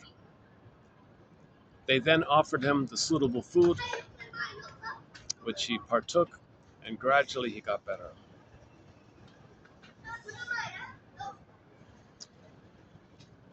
Another one about dreams. Using dreams to their fullest advantage requires that the client be encouraged to free associate to dream elements. The client must be an active collaborator in dream interpretation in order to avoid a sense of speculation. Whenever possible, the client's own ideas should be sought so that he becomes familiar with unconscious mechanisms that are sometimes most clearly seen in dream material. Okay, so when you wake up in the morning, whatever you remember, that dream element, that dream sequence, you take that snippet and ask yourself, what does this remind me of? What does this suggest to me? What does it mean to me? What is it saying to me? And just see what comes up. And whatever you feel by it, you validate that feeling. I must have a very good reason for feeling this. What's the hardest thing about this feeling? You name that feeling. What's the angriest thing about this feeling? I must have a very good reason for feeling angry. That's why I woke up. So yeah, I have a very good reason for feeling angry. What's the angriest thing about it? Go on. So you're trying to make the unconscious conscious. So That's a continuous process to make the unconscious conscious. Like the duck swims in the water, flies in the air, walks on land, you got to make the unconscious conscious. You pull up the rampions, the radishes in the garden discussed yesterday. Rapunzel's story.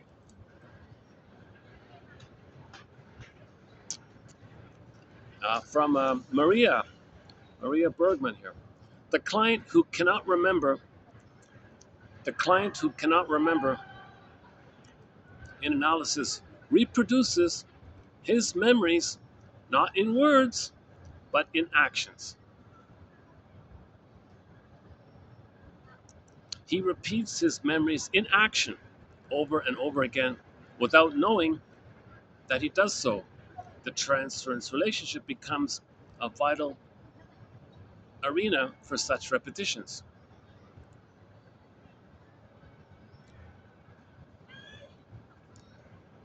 Okay, so one lady didn't want to abuse her baby, so before she had the baby, she went to the shrinker man. Shrinker man, wise me up if you can. He said, "Oh yes, in our relationship here, you're recreating your past. You're letting me know what kind of childhood you had." "What do you mean, sir? You're putting me in the role of you. You're acting like your mother, and I feel a kind of a push and a pull and a tug to feel maybe you felt with her." Click, click, click. She got it. So she recreated it. He made her conscious of it. She remembered it, mourned it, okay, and then didn't need to traumatize her baby. So when she remembered, you stop repeating. So she didn't act it out. If you don't remember, you act it out. It's called acting out. Thus, transference occupies an intermediary position between recall and acting. So it's like a blurring thing, right? You don't remember, you don't want to remember, so you repeat it in your action. At the same time, you're trying to remember. So it's a middle area between recall and forgetting, recall and acting. In view of the fact that each transference relationship carries in it the original themes of the primary love object, the original modes of the relationship between speech and action will become apparent. It may even be possible to pinpoint some of the developmental way stations when the child gave up trying to be heard and understood. Okay, she talks a little bit about this, like why would one 2-year old be calm and pleasant, another one's so manic in his behavior. So let's say kid number one who's calm, maybe because there was language involved with this mother. Maybe the mother listened to the child and allowed him to speak. She didn't gaslight him. She didn't double bind him. She didn't shame him and blame him. She listened. I want to hear. You can use words, and I'll listen, and I'll validate. So you can express with words, and I'll get the message, and I'll hear it. The child has that experience. He doesn't need to act out and throw things. He's communicating. Now, if the child doesn't get that chance, how is he going to communicate his anger, frustration, needs, whatever? He's stunned, like he doesn't know how to speak. So he'll act out. He'll be naughty and on the field or whatever. He'll be the defiant, rebellious, acting out kid. Always in a cute. Wow. See, the mother never allowed him to use words in that time, in that second year of life, basically.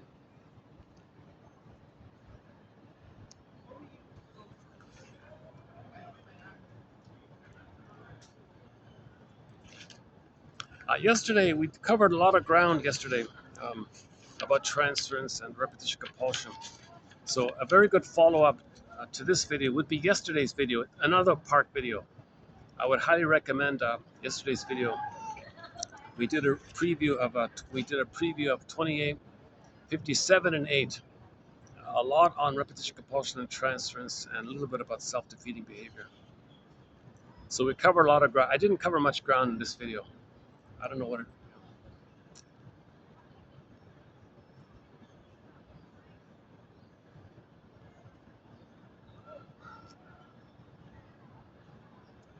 Maybe a part of me doesn't want to do a video. Just have a picnic.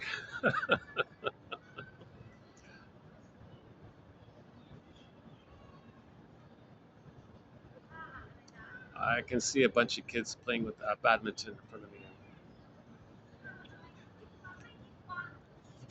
Oh, and their dog is leaving his signature.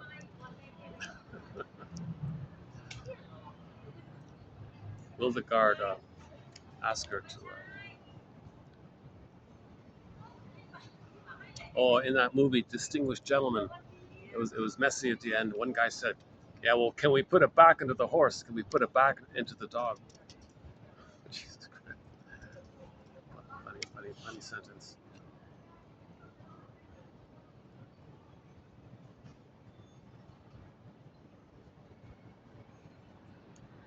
I can see why Eddie Murphy got the Mark Twain Award. He was um, very relaxed and easygoing in his various impersonations and attitudes and things. Paging Eddie Murphy. Can you send the joke my way so I can close up this video with the joke?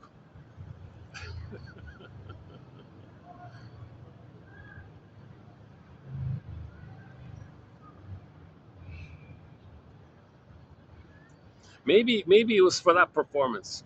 Maybe he got the award for that film because I heard someone say that all the richest people had a good laugh with it. So he made the 1% laugh. Oh, let's give him an award. I don't know. I don't know.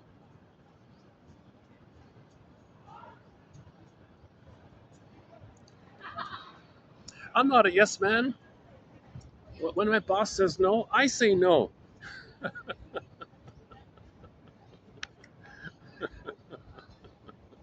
Oh, there's our Eddie Murphy joke right there. Oh, okay.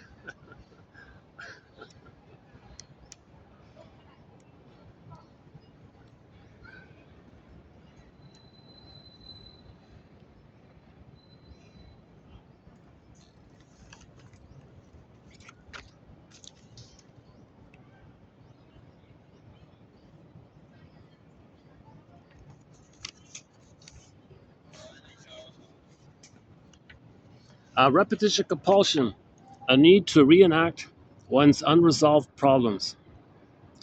People can go through life constantly acting out these problems. It's the continual presence of the past.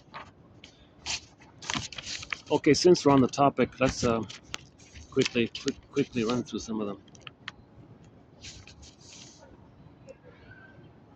As one novelist put it, when you get on the wrong train, every stop you make is the wrong one.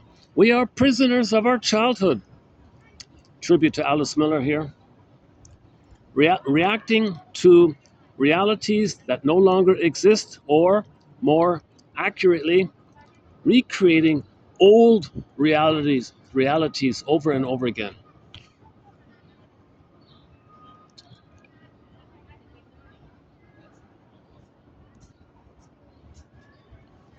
The motivation for the client's behavior is his need to recapture or augment the gains of the original experience.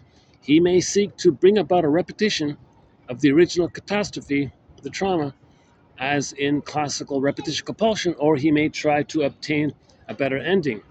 Since the object of script analysis, object relations theory, let's say, template analysis, is to, quote, close the show and put on a better one on the road. Let's not worry about theory too much here.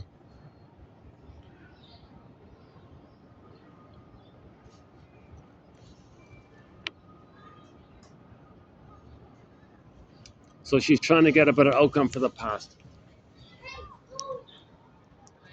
So when a person's neurotic, they go through life putting on a show.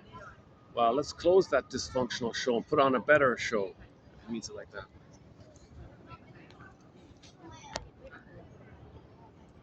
One person describes one client's behavior as a recreation of the experience which marred his life, a repetition compulsion, an attempt to take control of an event which had previously been out of his control.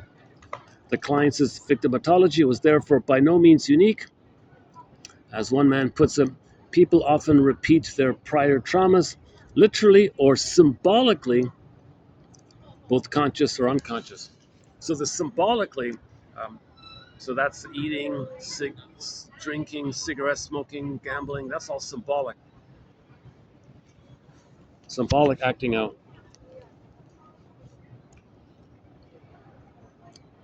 The strongest wishes come from the strongest desires come from unfulfilled needs, impelling him to carry out some impulsive, symbolic action. So if mother didn't give you comfort, you might look for comfort foods. Mother didn't give you sweetness, you might eat cookies, sweet cookies.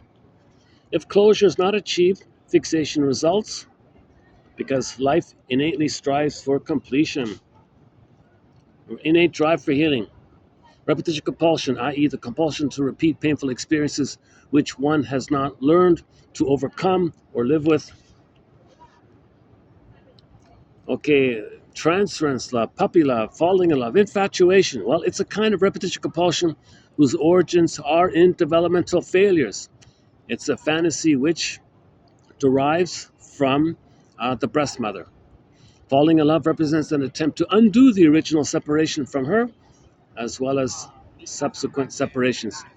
People who become spellbound, infatuated, puppy love, etc., falling in love, being in love, have an incapacity for establishing regular, stable relationships.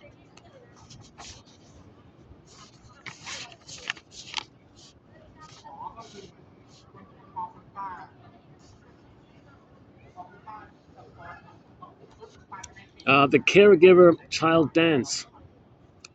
This internalized interaction pattern becomes an internal working model. Okay, repetition compulsion, internal working model, stanza, schema, template. You see everything through that lens.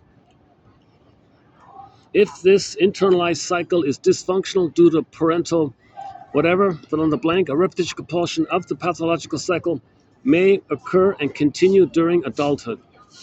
Psychoanalytic theory brings automatic dysfunctional impulse gratification cycles into awareness so they can be replaced with more adaptive and intentional behavior patterns. What basic mistakes do you make over and over again?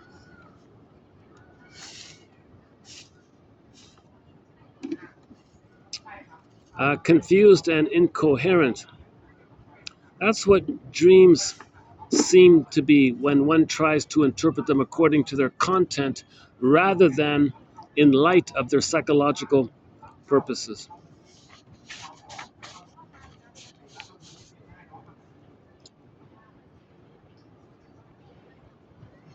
Oh, the one from Hirsch. Oh my God, yeah.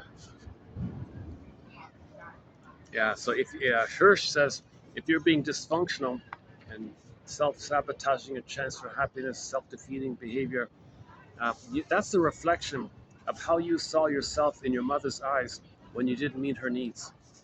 You're loyal to her. You're loyal to her like that. Dysfunction means you're loyal to her. That's how you saw yourself when you looked into your mother's eyes and you saw yourself as she saw you when you didn't meet her needs.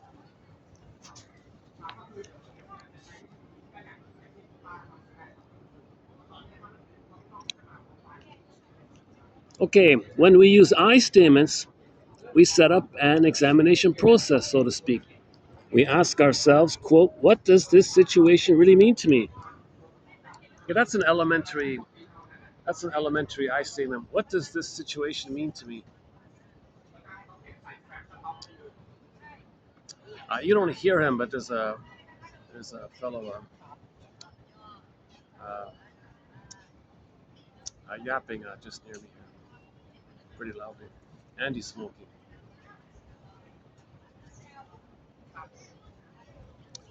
Let me see if I can go back in the park, and then I'll wrap it up at our final spot. Or let's see.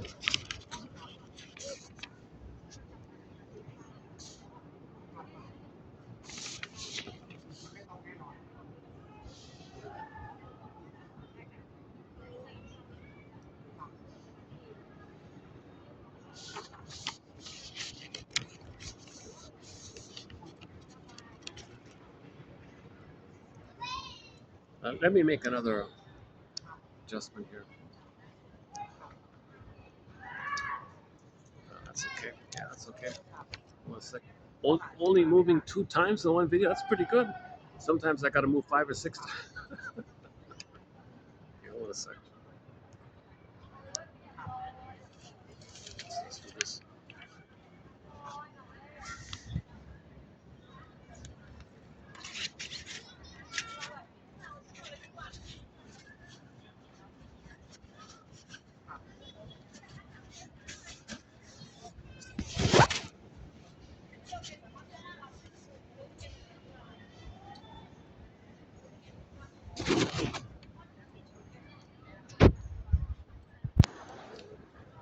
This is a great little. What a great little chair. It's light as a feather. It's great. Yeah.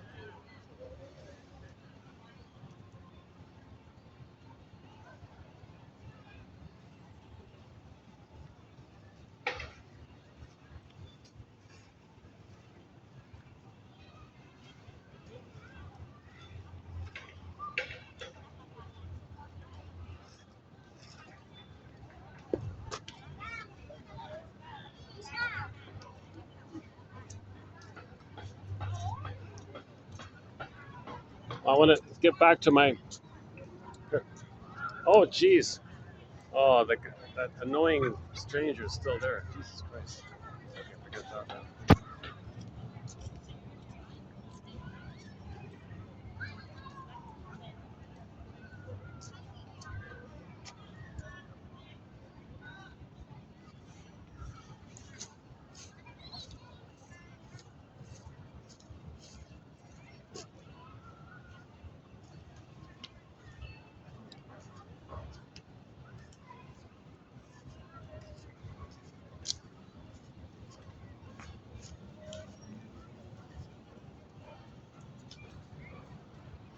It's pretty crowded in here, eh? Jeez.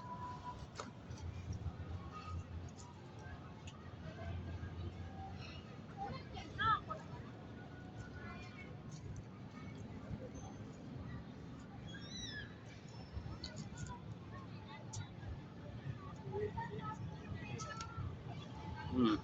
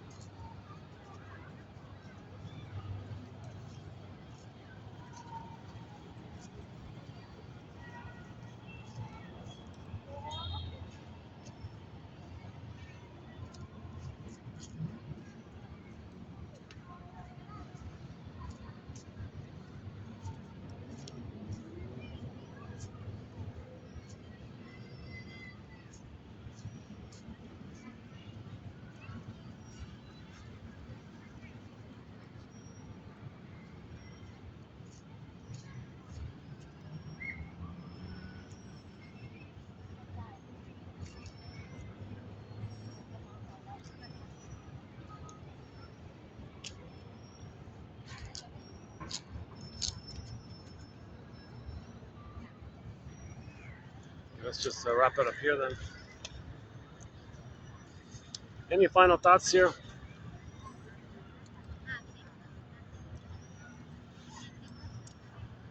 Eddie Murphy, paging Eddie Murphy.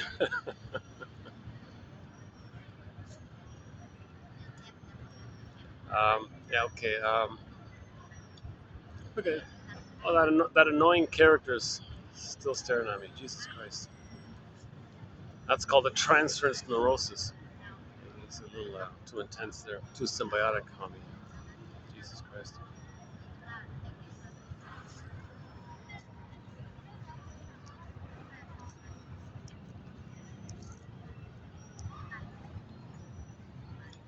Hmm.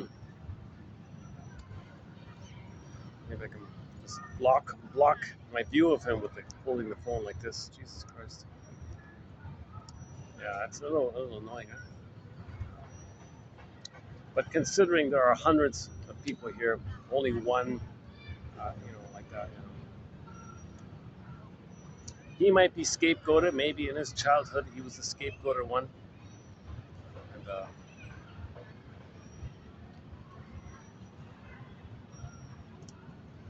maybe he's saying, "Look at me. That's how I saw myself when I looked into my mother's eyes when I didn't meet her needs.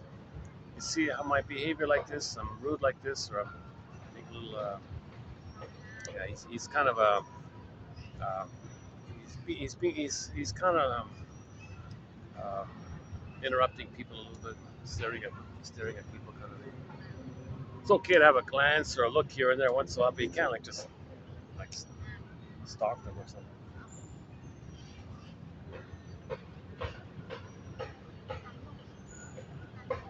Well, that's the life force. The baby is searching. We don't say the baby's stalking his mother. That's ridiculous. The baby's desperate to have a connection with the mother. Mother, I need you. Mother, I can't make it on my own here. I have a trust and an innate, inbuilt, inborn expectation that you'll be there. Where are you, mother? He's looking. And he's removed the cord, the placenta, which are the bridge to the mother. The bridge is removed to the mother. Mother, you abandoned me. You betrayed me. Where are you? Okay, pin goes on the collar.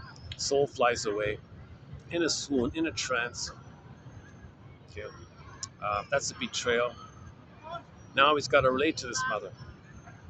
So he'll develop uh, a traumatic attachment. Oh, did he finally go? Oh, I think he finally left him. Oh, good, okay. Oh, he's still there. Oh, Jesus, still there. Oh my goodness, there's this annoying person just keeps staring at me. Let me make one more change here.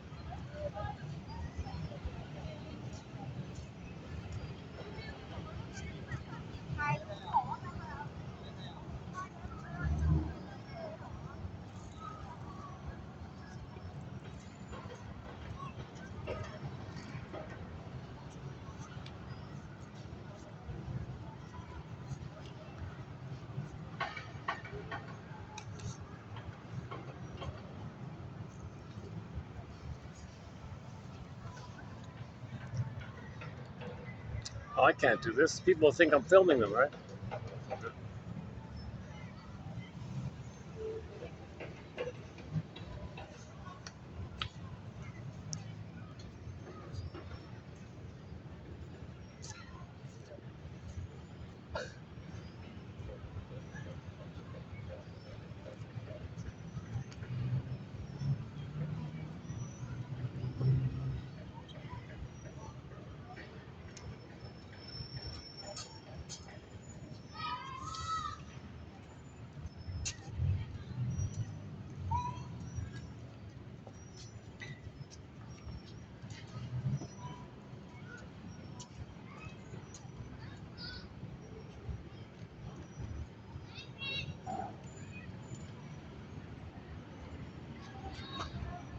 about in here? What about in here?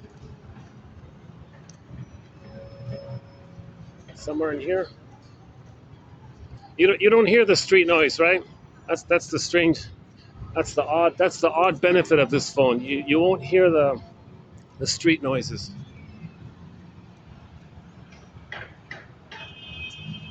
Aha. Yeah, maybe.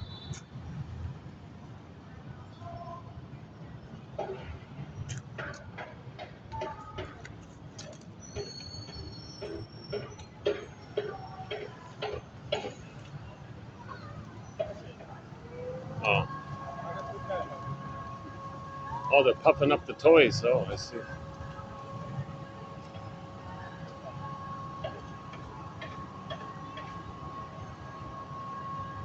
What about here? Hey, cat. What about with the cat? Can I join you, cat?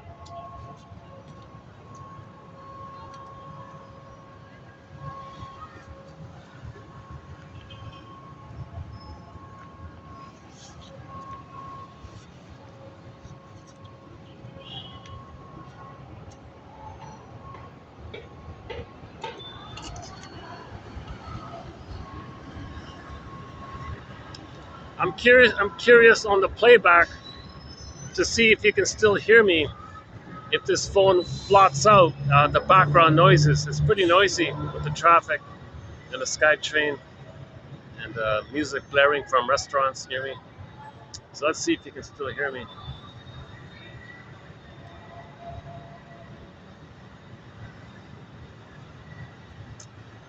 So we talked about the triangle, the 3 points. Can you see where we were? I don't know if you can see it, but what is it?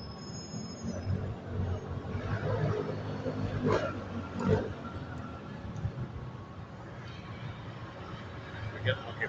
Well, where I was sitting before, the little pyramid there. So there are various ways we can borrow the image of the 3 points. You have a pattern in your life, a regular repetition compulsion pattern, again and again and again. Okay, when did it begin? Another point. And then to see a live, here and now example of it, catch it. And notice those 3 points. Pattern, when it began, live example. I have this pattern in my life. I learned it back then. That's why I'm doing what I'm doing now in the present. The Masterson's axiom: self-activation triggers abandonment depression, which leads to defense. Okay, so building the adult mind. Okay, like making an I statement, trying to heal, trying to be authentic. Okay, that's going to bring up the old fears of the mother. The memory where the mother punished the baby to do so. Now you want to self-activate. That brings up those feelings, huge anxiety. Then there may be some kind of defense around the pain of that. Self-activation triggers the original abandonment depression with the mother, persecutory anxiety, etc. And whenever there's a lot of anxiety, we do something manic, usually to repress the pain. So you might blame somebody or create some kind of belief or rationalization or excuse or manic behavior.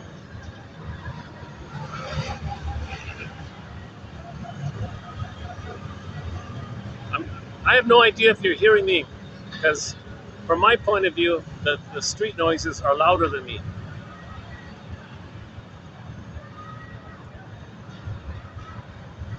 Okay, Eric. Okay, so in broader terms, the triangle: well, wish, the fear, and the compromise, right? Baby had a wish, a fear, and some kind of compromise. So the baby cried for love. Mother said no. The compromise: the body bears the burden. The body, you get a symptom. You get a psychosomatic symptom. It reveals and conceals that conflict. 3 points like that. Okay, the Jane mind, the third side of that's the gold. Can you see it up there?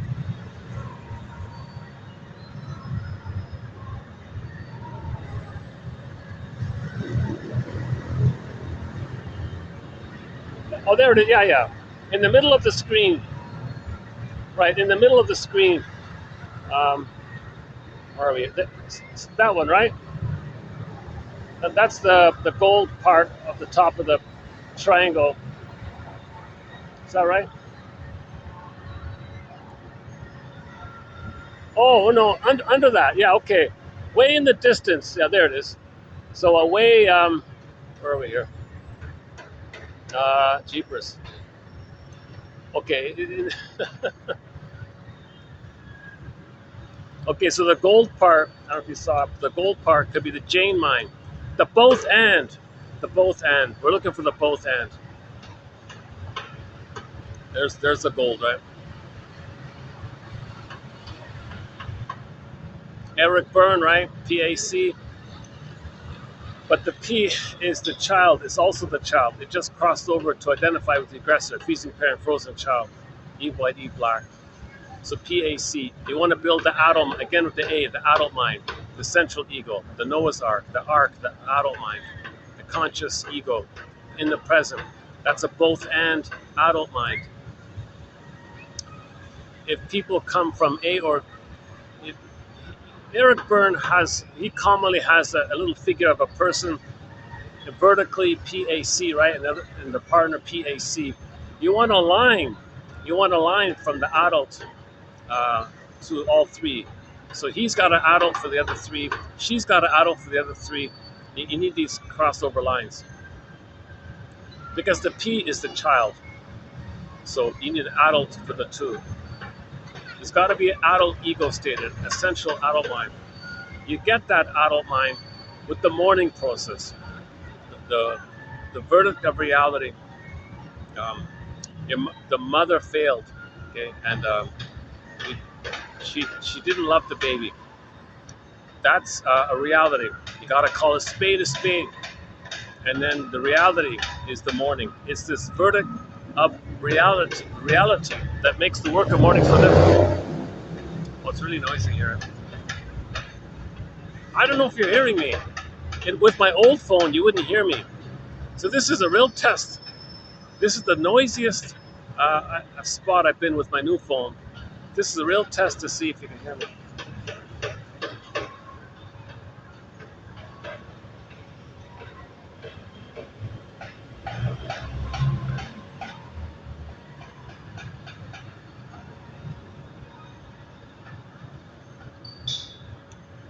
Oh yeah, okay. Oh, there's a spot I can continue. Yeah, in the mall on the fifth floor, there's a little balcony part. Should we go there? I gotta fold up the chair.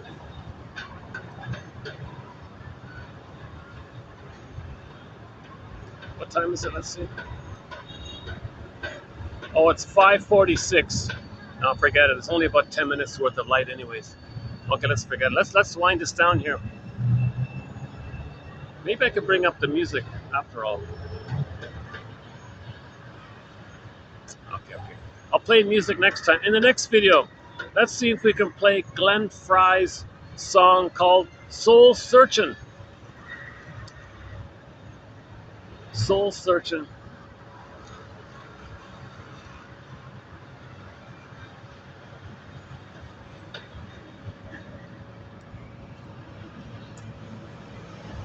Oh, they've got, well,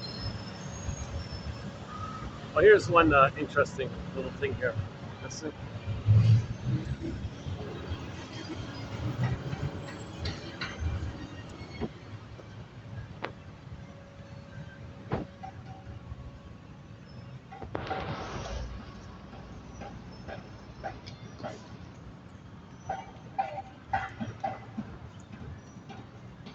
They've got like a little a light show kind of thing.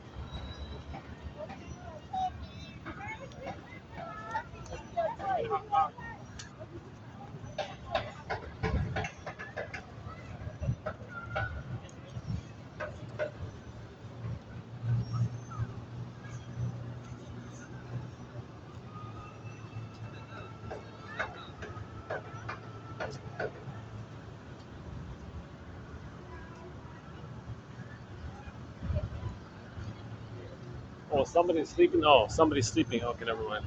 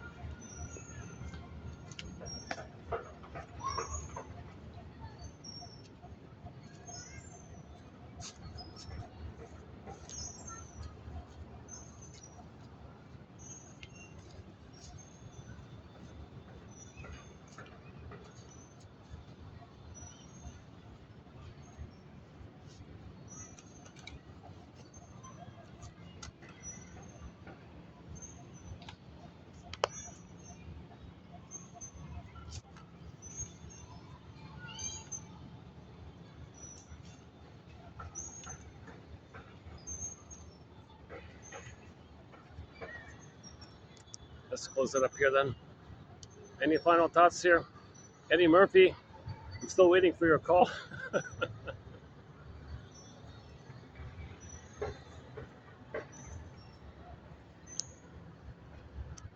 Yeah, there's a lot of clues that that film called The Distinguished Gentleman is a kind of a tribute to Trading Places. They did these cute little trade-offs and little sleight of hand things. So he, so in both versions he was a con man, right?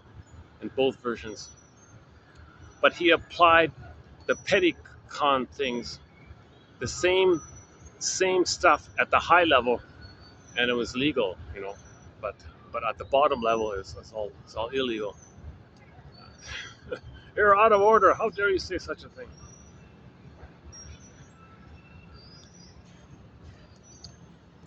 Maybe maybe I can bring up the song after all. Why don't we take up?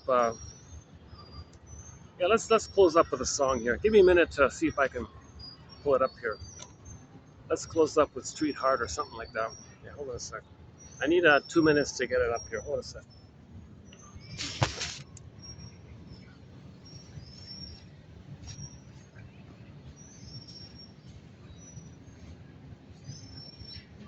Okay, battery. Number one, we got a battery.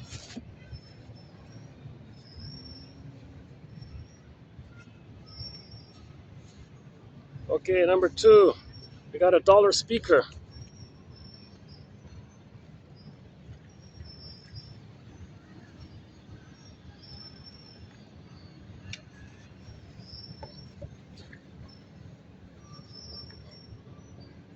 And number three, my new music player. Yeah, this is a great phone. I miss this phone dearly. It's the Honor 8S. This was a great phone. They don't make these anymore, unfortunately. Light as a feather. Um, it's like like a kid's mini phone. Worked really well. It's strong, durable. Um, three continents, wind, rain, you name it. It's not waterproof, but it suffered the elements. So I'm just gonna see if I can now maybe use it as a music player. Um, so give me another minute here.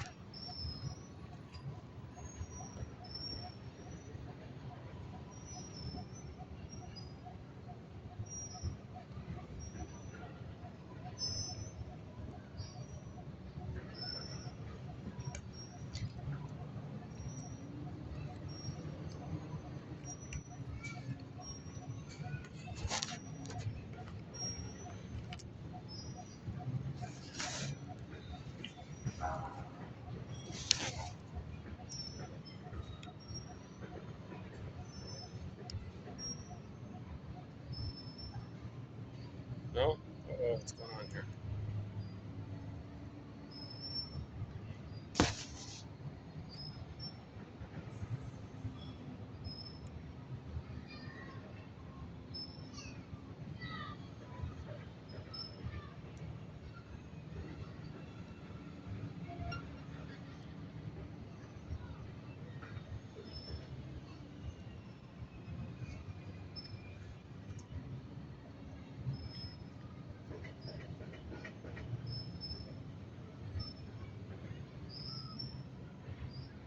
Constant Tourist. Okay, let's play Constant Tourist by the band Lunik. Okay, let's play the song Constant Tourist by the band Lunik.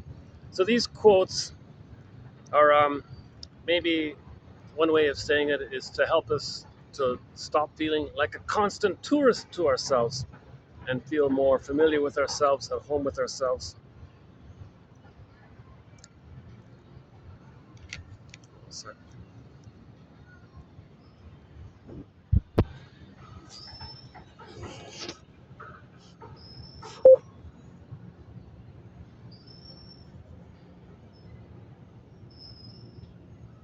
No battery. Yeah, what is it with this? Yeah, Sometimes it works, sometimes it stalls. Hmm. Everything's plugged in. What's going on? What about this? Try this again.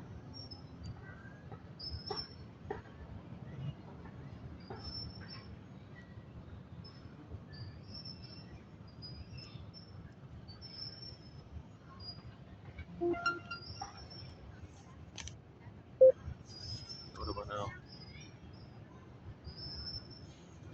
Oh, you're kidding. Oh, the speaker's not working. Sometimes just a loose wire. Oh, all right, here we go. Forehead is sad. Oh, jeez. What the hell?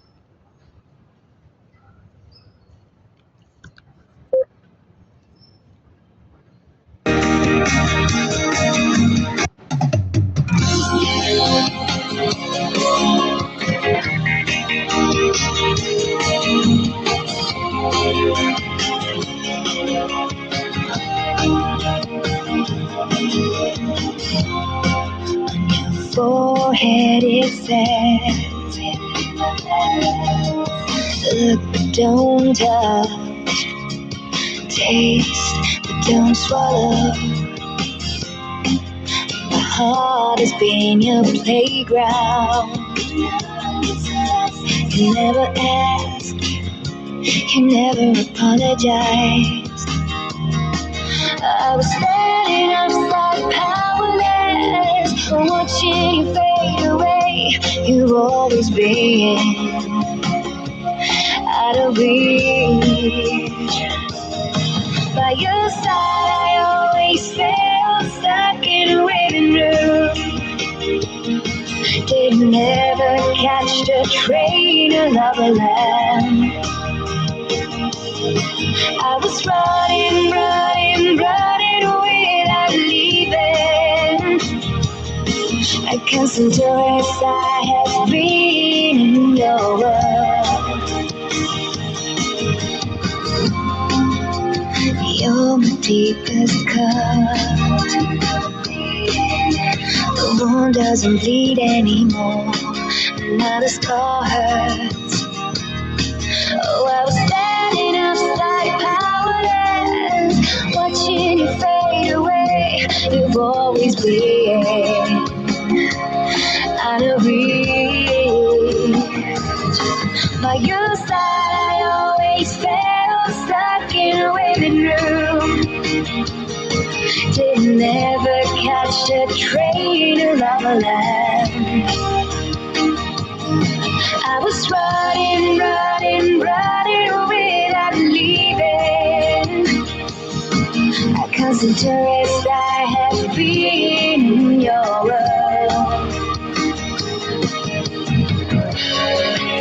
They wonder why I wasn't thinking stay so long. Oh, well, I really just like you. I'm always put you first. Well, you did too. Because I'm tourist, I have been in your world. On your side, I always felt stuck in a waiting room. They'll never catch the train of love land. I was running without leaving. A constant tourist, I have been in your world. By your side, I always felt stuck in a waiting room. Did never catch the train of love land. I was running without leaving. Because the tourist, I have been in your world. Because the tourist, I have been. Hey, thanks for the love.